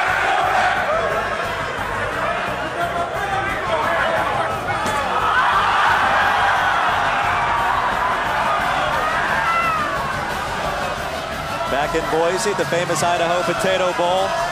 One of several activities these two teams have participated in this week, including riding go-karts, little bowling. Each player got to bowl a frame. And we're heckled in the process. Tom Ramsey, Roy Philpott, and Alex Cordry here inside of Albertson Stadium, home of Boise State. The blue turf, installed back in 1986. Always fun to see the guys kind of get after it a little bit. Yeah, it's not fun. I don't like the Smurf turf. I'm ready for the green field again. I'm waiting for the competition committees and the rules people. I mean, listen, Boise State loves it, but a lot of teams don't like it. And a few announcers don't like it. Tony Poljan checks in at quarterback for the first time. He's actually as a wide receiver lined up towards the bottom of your screen. They'll interchange both Poljan and Shane Morris at times. We'll see what Morris does on first down. Flings it complete into plus territory. CMU trying to stay alive as Tyler Hall in coverage. Conklin with a catch. Well, in a tight window there, Adam Pillapil, the linebacker who went out with an injury earlier back on the field, he almost picked the ball off. Gain of 18. We'll set up the screen pass to Ward with some real estate. Nifty run by Jonathan Ward. Shoved down at the 35, a gain of 13. Ward is shifty, and he is very dynamic in space. When you get the ball out to him, and that's really all they're trying to do is just get him the ball, put a blocker out in front of him, and then let him pick his way. And again, when he gets to that second level, he's awfully dangerous. On first down, here comes more tempo from the Chippewas. Passes incomplete. There's Morris. Flung it outside of Willis. Roy, I keep saying, you know, when the CMU defense turns away Wyoming and keeps them out of the end zone. There's a look at Poljan lining up at wideout again. But when you only get 16 points off 5 turnovers, the defense is doing something good. Poljan now the quarterback. Willie joins him in the backfield, and the 6'7" behemoth fakes the jet sweep and spun around after a short pickup. So a lot of razzle-dazzle there, not much resulting in terms of positive yardage. A lot of eye candy, and then they run quarterback zone. It's a very simple play, but nice wrinkle by formation to get him in the game. And he ran against BC quite a bit. He was one of the leading ball carriers against BC early in the season. And he was also catching passes that day as well. Yeah, led the Chippewas in receiving. That was essentially the entire CMU offense on 3rd and long. Morris back in. Lofts it for Willis. Pass is going to be brought in inside the 5. An outstanding grab by Corey Willis. Wearing number 21 today, honoring the late Derek Nash, who lost his battle with leukemia some 2.5 years ago. And a gain of 30, more importantly, 1st and goal. Boy, and Roy, that was a huge throw that time by Shane Morris. He took a shot as he threw the ball, and he was able to get the ball out, and Willis just making a great play when the ball was in the air. Only touchdown coming on a wheel route way back in the 1st quarter. Morris will roll out the pocket, and nothing doing. Sails it incomplete. Smart throw by Shane Morris. We talked about his toughness, talked about him standing in the pocket. And watch Morris as he delivered this pass a play ago. I mean, he gets drilled by 2 players, and those aren't little guys. Josiah Hall, about 250 pounds. Man, that throw was right on the mark. 7th play of the drive. 2nd and goal from inside the 5 for CMU. Ward straight ahead. Ward nearly lost control, reaches across the goal line for the score. And don't go anywhere just yet here in Boise. CMU, the comeback kids, still with an opportunity. Great individual effort that time by Jonathan Ward, and I thought he almost coughed the ball up. Johanna Gaffon drills him right at the line of scrimmage, the big tackle, number 93. He just lays the wood to him, and the ball almost came out. And then Ward somehow, miraculously, stuck the ball over across the plane. Both side judges calling touchdown. Shouldn't be any question on that if there's a replay. And Chips line up for the extra point. Michael Armstrong connects on the PAT, 65 yards in just 7 plays, and we got a ball game, a 2-possession ball game at that. 3:08 remaining here in our 3rd quarter in the famous Idaho Potato Bowl, and the Chippewas still alive.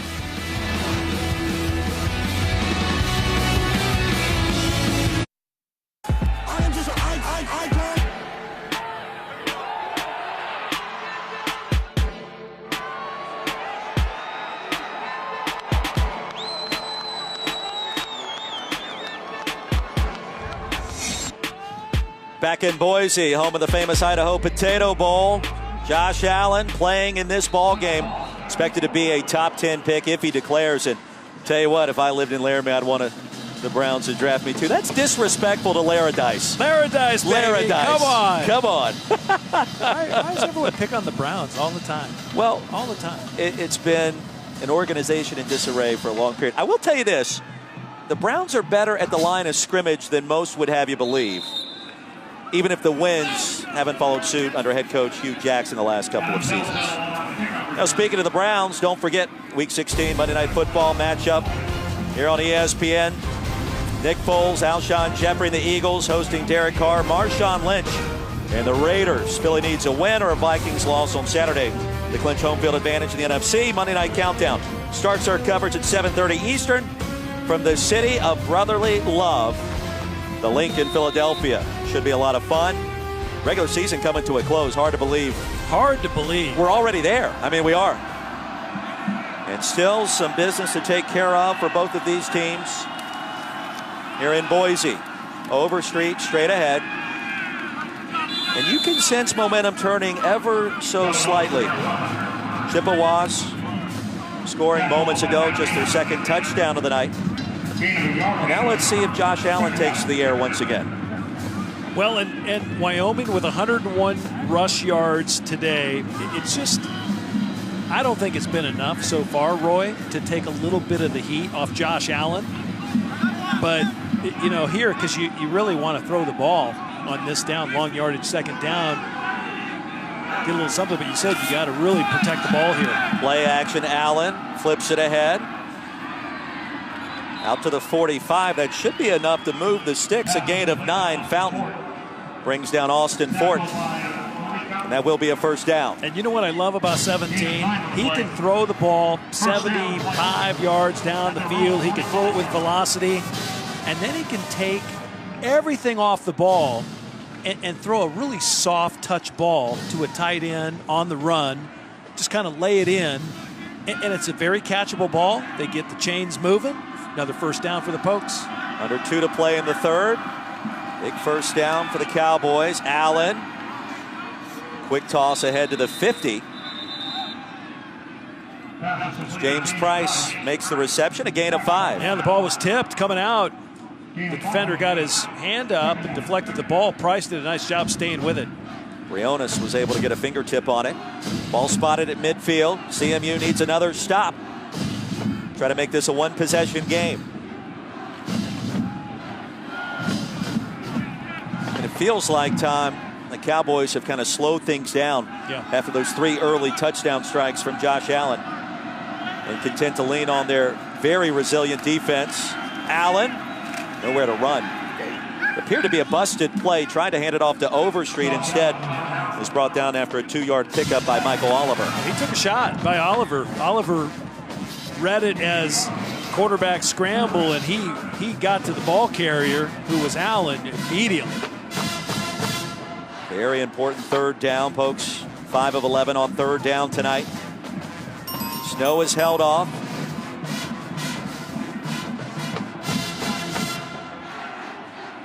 As time winds down. From the shotgun, Allen surveys.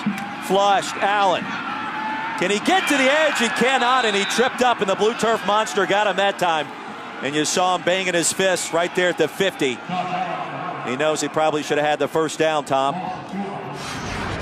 Well, he broke contain, Roy. He ended up somehow sneaking out of a bad situation.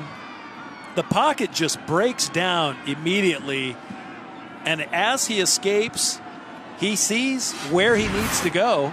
And sure enough, he said it, the turf monster tripped him up. Wyoming having punted away.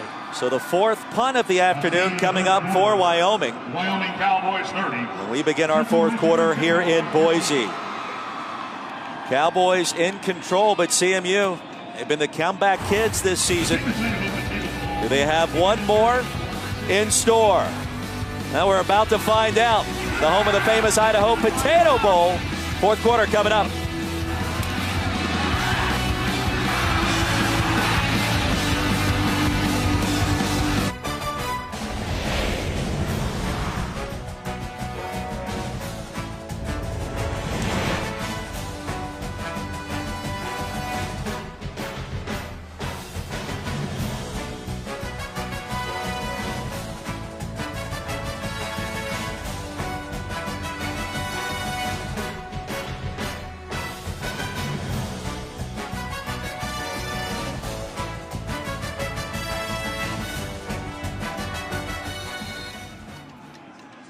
Start of our fourth quarter back at the famous Idaho Potato Bowl here in beautiful Boise. Snow-capped hills. Zaleski on fourth down will punt it to CMU inside the 10. 41-yard boot. Tom Ramsey, Roy Philpott, Alex Cordry. It's great to have you with us. The holidays quickly approaching. Perhaps some more fireworks in store for our viewers tonight. Well, Dick Enberg passing away, the CMU alum. We learned the news yesterday. Devastating news for one of the all-time great broadcasters. Actually gave the commencement speech at CMU back in 1980. And a lot of folks surrounding the Central Michigan program remember him fondly as he's given back to the university in so many different ways over the years.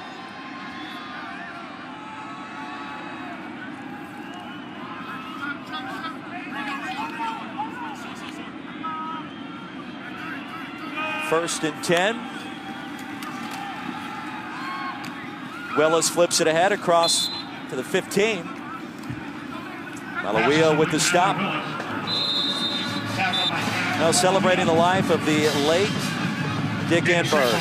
Passed away at the age of 82. We found out the news last night. The trademark phrase in his broadcasting career, "Oh my," still resonates to this day and will forever for one of the all-time greats, called Super Bowls, World Series, and so many big games over the years, not to mention Wimbledon, the Masters, the U.S. Open, Tom, and it's one of many reasons all of us got into broadcasting. Rico Gafford, injured on the field for the Cowboys. Some of his memorable games going all the way back to the late 1960s, and I know he called one of your Rose Bowls, did he not? I was going to say, he worked some Rose Bowls too. He worked the Rose Bowl, 83 Rose Bowl, UCLA beating Michigan, and I remember just what what a kind and caring gentleman he was.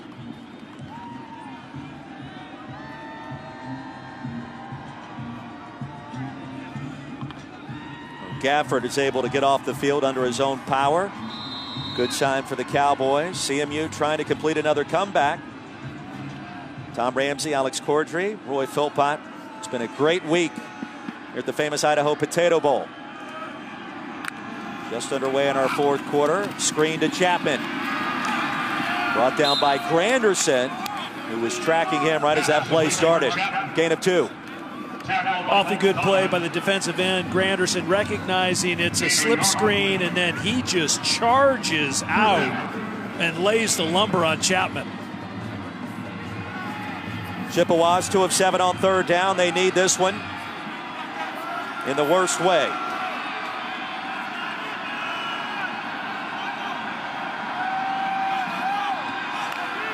Willis in motion. Morris will roll the pocket. And Morris, shoved backwards, floats it out of bounds. And a flag at the 26 as Granderson applied some heat.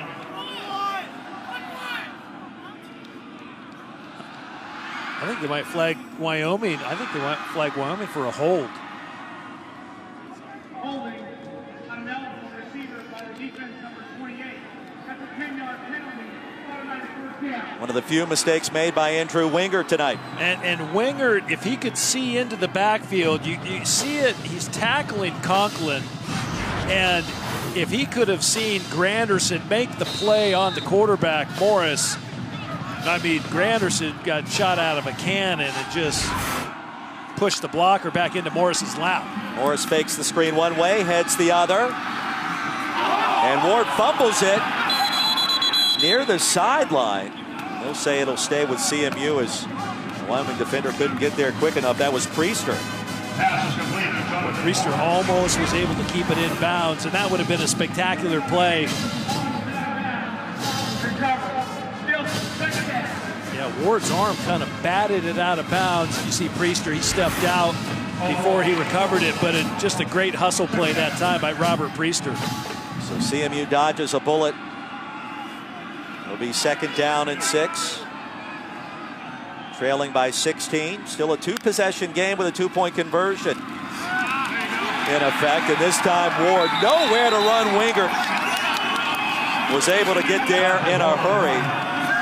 And Alex has more on the star strong safety for the Cowboys. Alex.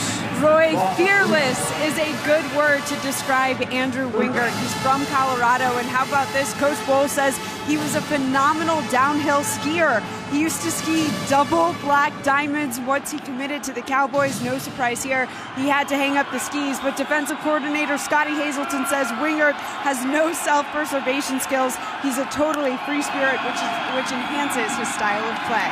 Facing a 7-man front, Morris flings it deep. Wide open is Chapman, and he's got it at the 30. The drive stays alive. Busted coverage way down the field. And CMU all of a sudden in business. Well, there's Chapman finding a chink in the armor of that Wyoming defense. And, you know, credit Shane Morris for finding his receiver deep down the field between the hash marks. He just launches a bomb for a huge completion. It's a gain of 43. Morris to the end zone and out of bounds. Oh, this is what Central Michigan has done most of this season. Comeback wins against Western Michigan, also Northern Illinois. Tom, they trailed 17-0 against Northern Illinois in their final regular season game, only to come back and steal the win. That's a good point.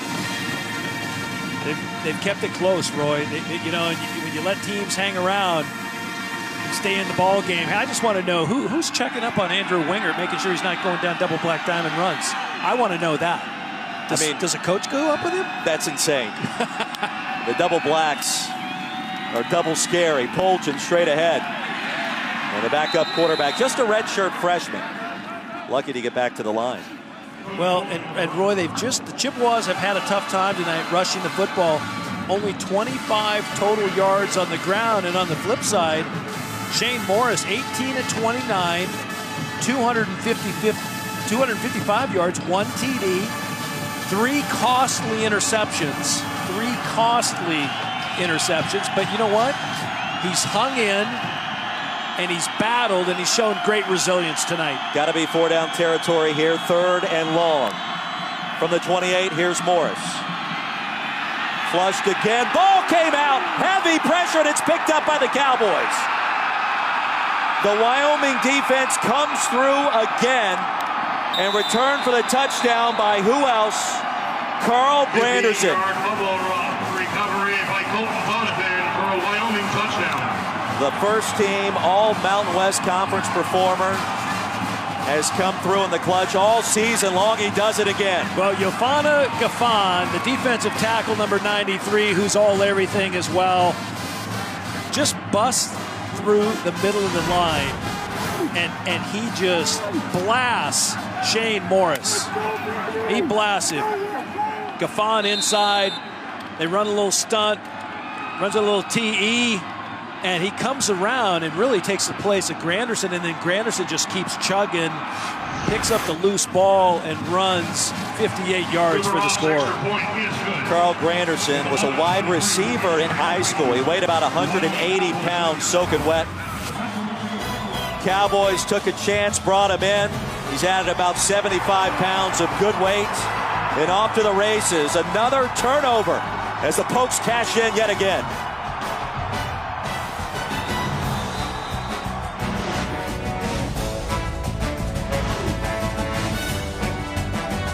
All ESPN coverage is streaming live on the ESPN app. Download now and take ESPN everywhere. Well, the Cowboys have done it with defense. They've forced a school record 7 turnovers earlier this year against New Mexico. 6 so far today, 3 fumbles, 3 interceptions. And it really has been the difference in this game against Central Michigan here in Boise. The defense has been too powerful. Well, maybe Wyoming's defense took it personal. They finished second in caused turnovers behind CMU on the year during the regular season, but boy, they've really brought it out today. I thought Scotty Hazelton, great plan on defense, and just, you know, a lot of great hustle plays as well. Tom Ramsey, Roy Philpott, Alex Cordry here at the famous Idaho Potato Bowl. Carl Granderson, one of the top defensive linemen in the Mountain West, is anchored this Cowboys defense this year. The reason Wyoming's won 7 games, little Josh Allen when healthy. Block in the back. Number 32 of the return team. 10 yards from the spot of the foul. First down. And a defense that has just been sensationally consistent as well. Yeah, all year long. You know, they came into the game. They came into the game, Roy, you know, allowing less than 18 points per game, put them at 13th in the country, allowing only 14 so far today. And, you know, that last series, though, it was a 2-score game, and CMU's driving, and then you see the impact of what Carl Granderson and Johanna Gaffan can do to an offense. They just wrecked CMU's offense. I think that's a good word to describe it. Morris back in at quarterback. Appeared to be shaken up momentarily. That last play, the scoop and score. Romello Ross is in the backfield this time. And Morris buying some time. Pass is caught. Cooper grabs it. That's a first down ahead to the 20.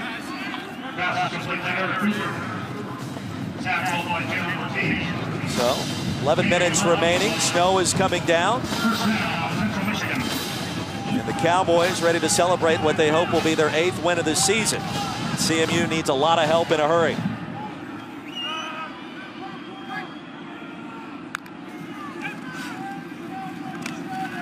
Off of play action, looking for Willis. A hard hit. And he short-armed that attempted reception. Epps was closing quickly.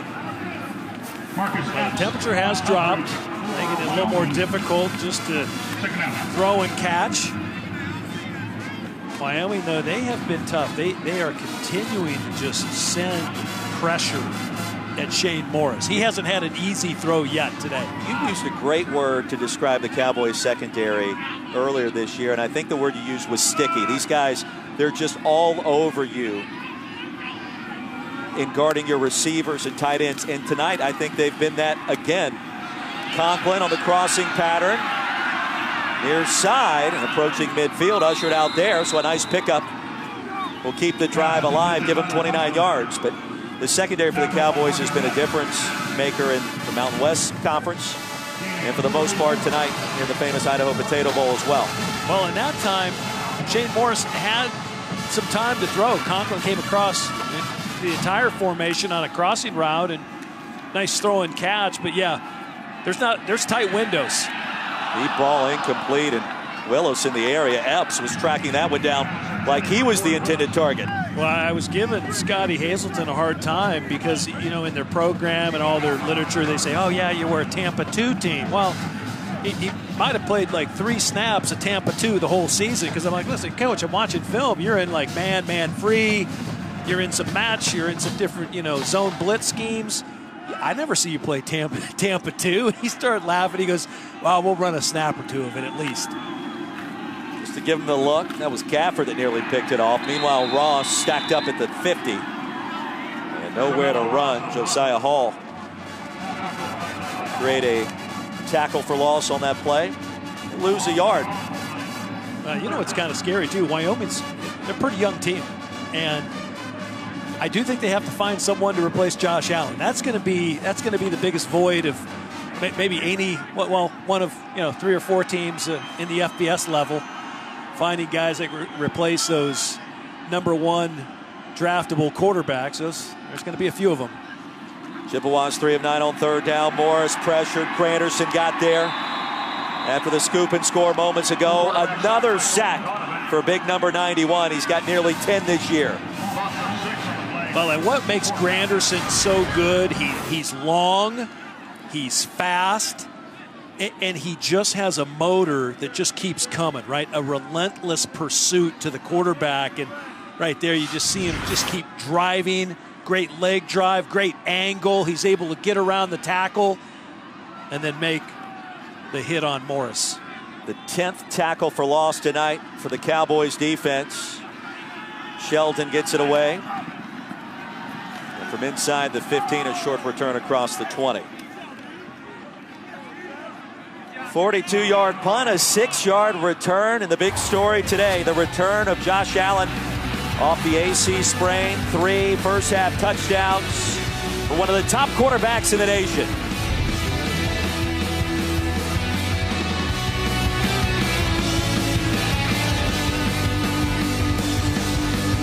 From ABC and ESPN share the incredible gift of sport on Christmas Day. Well, a wonderful time of year for so many different sports here on the ESPN networks. And back in Boise, the snow is coming down, and the Cowboys getting ready to celebrate what appears to be their 8th win this season, 37-14, the lead over Central Michigan. Here at the famous Idaho Potato Bowl, Tom Ramsey, Alex Cortry, and Roy Philpott on hand. We hope you've enjoyed it. More bowl games headed your way the rest of this weekend. First down handoff. Straight ahead for a gain of 2. So I ask you this, Mr. Quarterback Expert. Game appears to be in hand. Josh Allen's going to be a top prospect next April's draft, we believe, if he declares, and we expect him to. Why put him back out there with 8.5 minutes left when you feel like you're going to win the game, or is it not over? Why not? Hey, the best is yet to come. I want to see him play. I love watching him play. Well, we know he wants to be on the field, but he's also you bet got an NFL future to think about as well. At 6'5", 240, and a cannon for a right arm. Handoff over Street after a 2-yard gain, stacked up at the line. Well, and you bring up a good point, Roy. I think, did his stock go up today? Did it go down? I think, without question, it went up. It went way up. Yeah, his competitive desire, and we talked to Coach Bowl yesterday, but I talked to him again on the field, and I said, Coach, I'm just so happy he's playing for you. He said, Tom, I mean, it just shows what a competitive player he is, what a great teammate he is, and that's what the scouts want to know. They called it a mutual decision for Allen to play in this game, and Coach Bowl told us in a very emotional way, I wanted to coach Josh Allen one more game, and that's all we really needed to hear and understand on how much the player has meant to Wyoming football and how much Craig Bowl thinks of his star quarterback. It was powerful. Well, and you got to remember, the man who knows is Coach Bowl, because remember, he developed and graduated Carson Wentz, and these two are very comparable, these two quarterbacks. Flushed out of the pocket, pass is ruled incomplete. A diving attempt out of bounds. Conway tried to drag his left foot on the blue turf, but could not do it, and it'll bring up 4th down. Boy, and it was close, too. He was racing left. We've seen Josh Allen. We know what he can do when he rolls right, but when he rolls left, again, the ball comes out, and it comes out with great spin, great velocity. And, I thought it was close. I mean, it's great to see the snow coming down, too. He can throw in the elements, too, can't he? And that's important at the next level. If you go to Cleveland or somewhere else. New England. Perhaps. You got it. All paths go through New England. But I think tonight, Josh Allen has been the rising star we expected.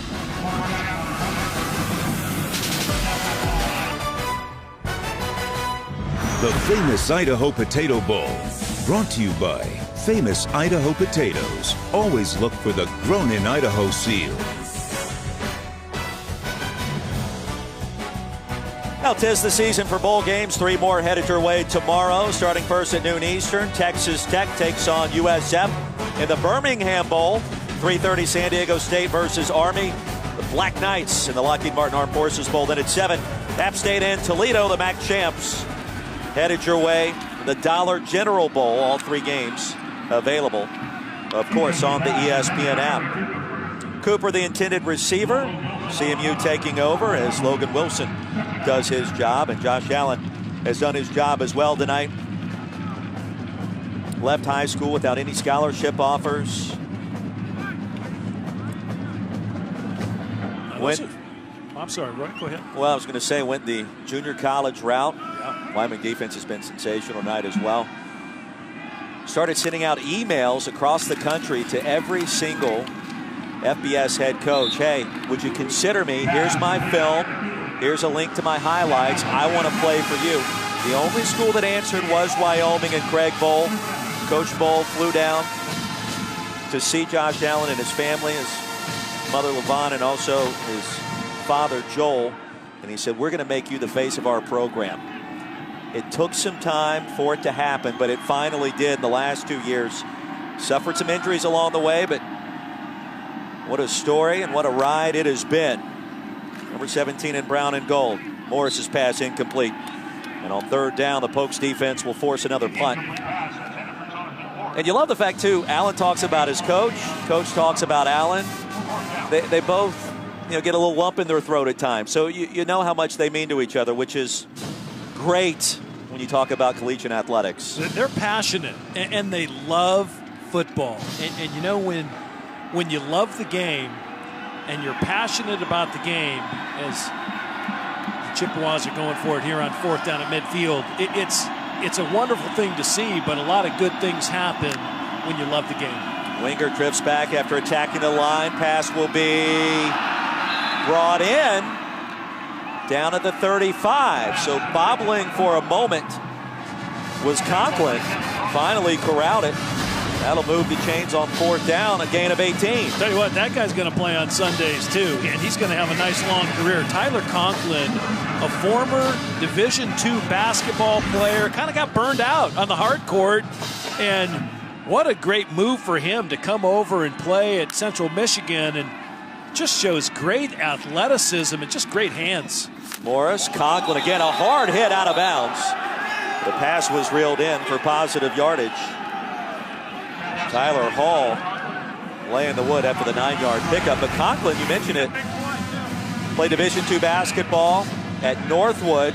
Now his second reception in as many plays, and he is an absolute load. He also broke his foot on the first play in the first drill of preseason camp. Thought he was going to miss the season. Came back after surgery and an injury that typically keeps an athlete out for 6 months. He was brought back after 5 games. So the end zone pass is going to be picked off. Intercepted. Marcus Epps got there. And that'll just about do it. And Josh Allen knows it. Boy, again, the defense with their 7th turnover of the game. That's their 4th interception. Marcus Epps playing center field, just making a great play on the ball. The ball got away again from Shane Morris, thrown into double coverage there, going to Chapman, the other playmaker. And, listen, it's been Wyoming's defense and Josh Allen tonight for the Pokes.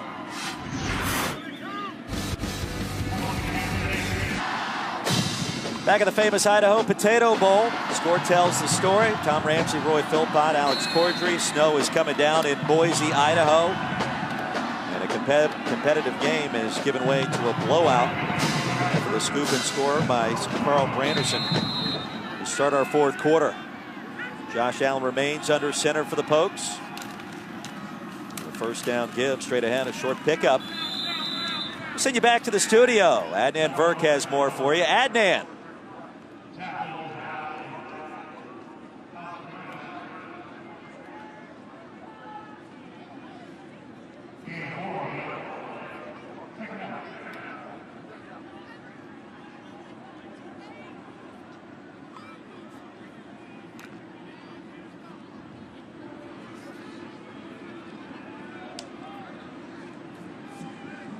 Thank you very much, my friend. Trae Young has been beyond dynamic for the Sooners thus far. He's got a little Steph Curry in him. Unlimited range. Likes to attack the rim. Undersized, but has been sensational. Meanwhile, the Rockets are focused on Golden State. Now, don't forget, New Year's Day, we'll have the college football playoff semifinals right here on ESPN. Number 3, Georgia. Second-ranked Oklahoma start things off in the Rose Bowl at 5 o'clock Eastern, 2 Pacific. That's live from Pasadena. The number 4 Alabama, top-ranked Clemson from the All-State Sugar Bowl in New Orleans. Both games also streaming live on the ESPN app. The trilogy between the Tigers and Crimson Tide. And how about Georgia's defense against Baker Mayfield? We got a lot of sellable components of both of those games. Oh, great matchups. Yeah. But, Baker Mayfield, whether you like him or you don't like him, and I've been hot and cold on him. I think he's a spectacular college football player. I'm really curious how his ability to just extend plays transcends to the next level, and it will. I just don't know. Right now it's in no particular order of the top three, Josh Allen, Josh Rosen, and Sam Darnold. And I think all those three players are interchangeable within the top 5 picks of the NFL draft. If I was choosing those three, I would pick Josh Allen. Josh Allen would be my first pick. Then it's really Baker Mayfield and then Mason Rudolph. Those 5 players are really top players. Surprise Allen still on the field. Backside pressure there. Yields a 4th down, and that may be the last pass we see Josh Allen throw in a Cowboys uniform. But, hey, give him credit. He wants to play with his brothers. He's done it tonight. And he's done it at a high level, especially in the first 2 quarters. Well, that was important to him. And they had a rocky start early this season. And again, not having the weapons offensively. Lost, of course, Jake Hollister now with the Patriots. Tanner Gentry with the Bears. Brian Hill with the Cincinnati Bengals. And a few others. And you know, Roy, just, you know, they really missed that run game. And that's Craig Bohl's offensive philosophy, right? They really are a balanced team usually, but they really had to rely more on Josh Allen. And I thought Brent Vegan said something that was so interesting yesterday. He said, listen, the frustrations mounted this year because we had high expectations. And, you know, if you're a Pokes fan, you kind of go, wow, you know, yeah, we did have high expectations, as you should. Coming off a division championship last year, Zaleski gets it away. Chapman from his 46. And a nice move, ushered out short of the 45, but in plus territory. It's a 9-yard return on a 34-yard punt. Time winding down here. The famous Idaho Potato Bowl. Well, and I credit Wyoming AD Tom Berman for locking up Craig Bohl through 2023. He fits Wyoming. Craig Bohl. No doubt, no doubt. And the one thing he told us leading into this game, highest compliment you can pay us is to call us a program. We didn't want to be flash in the pan. This is only the 2nd time in school history the Pokes have reached bowl games in back-to-back years. And they're not, and that's exactly what he's building. His brand is being established. The Cowboys program.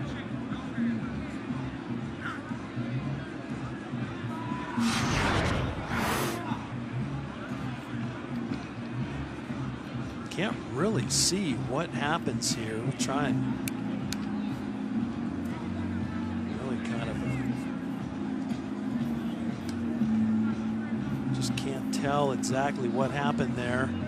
It appeared to be, I thought it was a legal play. I don't know if Coach Bohl thought differently, but there's definitely some discussion down there on the field with one of the injured players. I want to make sure we understand who is injured as well. 23 for the Pokes. Blue turf is hard. That's something that these Wyoming players talked with us about this week. It's one thing to be a different color, but the actual turf itself doesn't have a lot of bounce to it like a lot of other artificial surfaces do.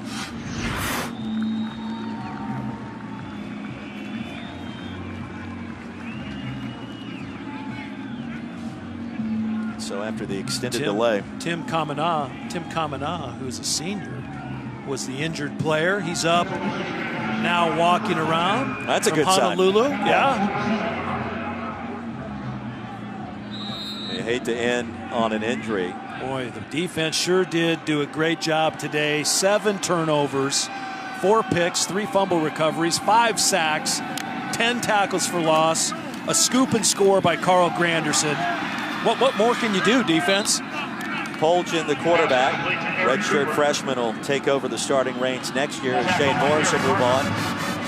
Michigan transfer did all he could this year for CMU and had a fine end to his collegiate career. Poljan's going to give this team some different options. The 6'7" pocket presence, big body, can run it a little bit.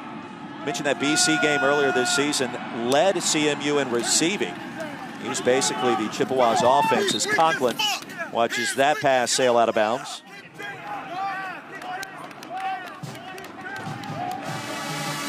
Now, fans, make sure you tune in to ESPN3 for the postgame trophy ceremony presented by Capital One. That comes up as soon as we are done. Our own Alex Cordry gets to be the host down on the field. With the snow coming down, I might add, Alex, we We hope you stay warm down there. And we're sure that you will.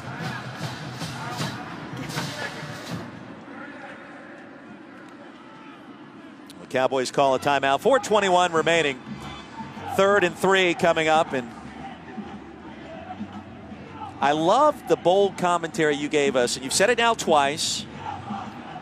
If you had the #1 pick, if you were potentially the Cleveland Browns, you need a quarterback. Sean Kaiser's done a nice job, but if you had the #1 pick, you're taking Allen, as in Josh Allen, over Josh Rosen, Sam Darnold, Baker Mayfield, or anyone else. I am, and a big reason, Roy, I'm picking up is the elements are starting to come into this game, right? And if we were here another hour or two, let's say the game was kicking off right now, you might have a couple inches of snow on the ground. I know Josh Allen, he's played in snow games. He's played in windy games. He's played in rainy games. He has survived the elements. And not that, Rosen and Darnold out on the left coast have not played in those kinds of elements, but they haven't seen it much. It matters. And it does matter, especially when you're watching the NFL Patriots and Steelers get after it last Sunday, and it's cold and it's sleeting. Well, it's and playoff it's rain, football, and right? It's playoff football. Yeah. And you got to make plays in inclement weather. And, on the East Coast, having played on the East Coast and playing with the Patriots, the wind on the East Coast, the northeaster, when the northeast weather rolls in, you better buckle up. Corey Willis on 4th down. Chippewas 3 for 3 tonight on 4th down. Keep the drive alive. I don't need to tell the people in Buffalo a few weeks ago, that's the lake effect, right? All of a sudden they have a foot of snow on the field. I'm like, oh, I remember those days. Fun to talk about, maybe not as fun to play in. Poljan, redshirt freshman, springs ahead. And tripped up crossing the 25. Central Michigan with 1 timeout remaining. Cowboys with 1 as well. Approaching 3 to play. Well, remember what the bowl game brings, right? The host city. We talked about it early on in the broadcast. The student athletes, it's a great time for them to visit another area of the country maybe they haven't visited before. They do community service, which I love. And Central Michigan visited a couple hospitals. They visited children's wards and oncology wards and a VA hospital on top of that. Poljan fumbled the football. Cowboys take over. 8 turnovers forced by this defense. A new school record. And Jalen Ortiz corralled it. That play, a microcosm of this bowl game. And the 8 turnovers and how important the defense was, a little bit of a microcosm for Wyoming's season, because I thought the defense held them in pretty much every game. And even the games they lost, they battled, but they had a great plan. Ball did come out, and who was it? It was Andrew Wingert. They call him Dewey. The downhill skier. The fearless one. Showing no self-preservation in any play in his Wyoming career. Creates yet another big play, and Allen in at quarterback yet again.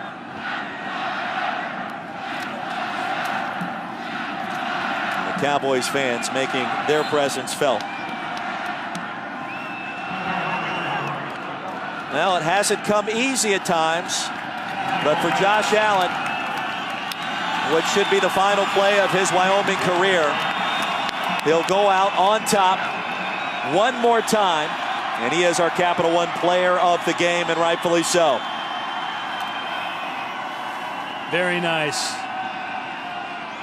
Nicely done by Wyoming and Coach Craig Bohl. Nice show of respect, player and coach. Straight ahead on the handoff, Nick Smith checking in, who got a couple of starts late this year due to Allen's injury, and Nick's going to give his coaching staff a lot to think about in the offseason. He certainly grew up a lot. He didn't have the kind of production that he would have liked, but just a junior. He'll be a senior next year. We'll see if anything changes on the recruiting front. You never know about grad transfers, Tom. You can change the complexion of a program quickly, especially bringing in the right quarterback.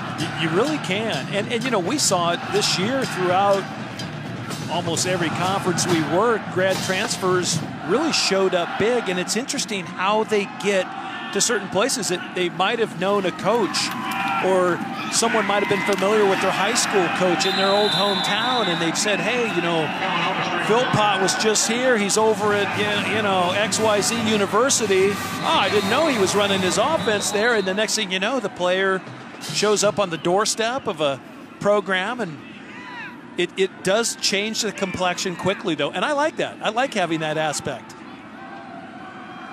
It's a little different, but certainly makes things more exciting.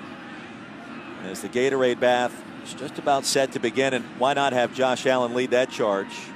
Injured Chippewa on the field, short of the 20. We'll check who he is. You never like to see a bowl game in with more injuries.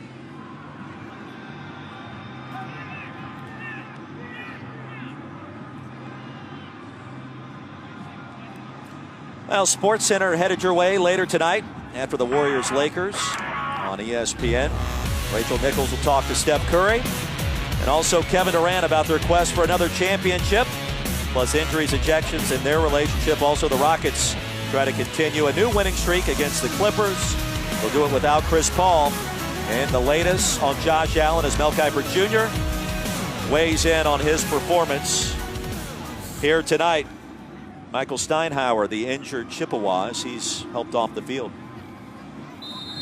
Well, a lot to talk about, and Josh Allen's going to have scouts and GMs and talking heads talking over the course of the next couple of months with this performance. Didn't need him much in the second half, but his first 6 completions, 3 went for touchdowns, and he looked the part of a top 10 selection. Well, I don't think he let anybody down, Roy. We got to see his family today in the hotel lobby before we came over to the game today. They were excited as, Christmas Day, right? They're like, but they love watching him play, which I love that. The parents are there, uncles, aunts, grandfathers, brothers, sisters. I mean, it's a family affair for the Allens. Oh, they finally got Coach Bowl with the water bucket. Who was it? Josh Allen with the score. But he has meant a lot to this program, and they got him good. Oh, Craig Bowl crafty, pretty quick on his feet. I thought so as well. Final play, that's going to do it. The Cowboys will win the famous Idaho Potato Bowl, led by Josh Allen. What a performance it was, and an incredible defense, forcing 8 turnovers. A new school record in the final score, 37-14 over Central Michigan.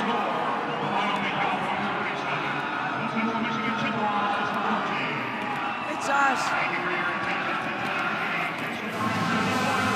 We send you down to the field, and Alex Cordry with the star of the show, Josh Allen. Alex. Thank you, Roy. Josh, what is it like for you to return to action today and help lead the Cowboys to victory?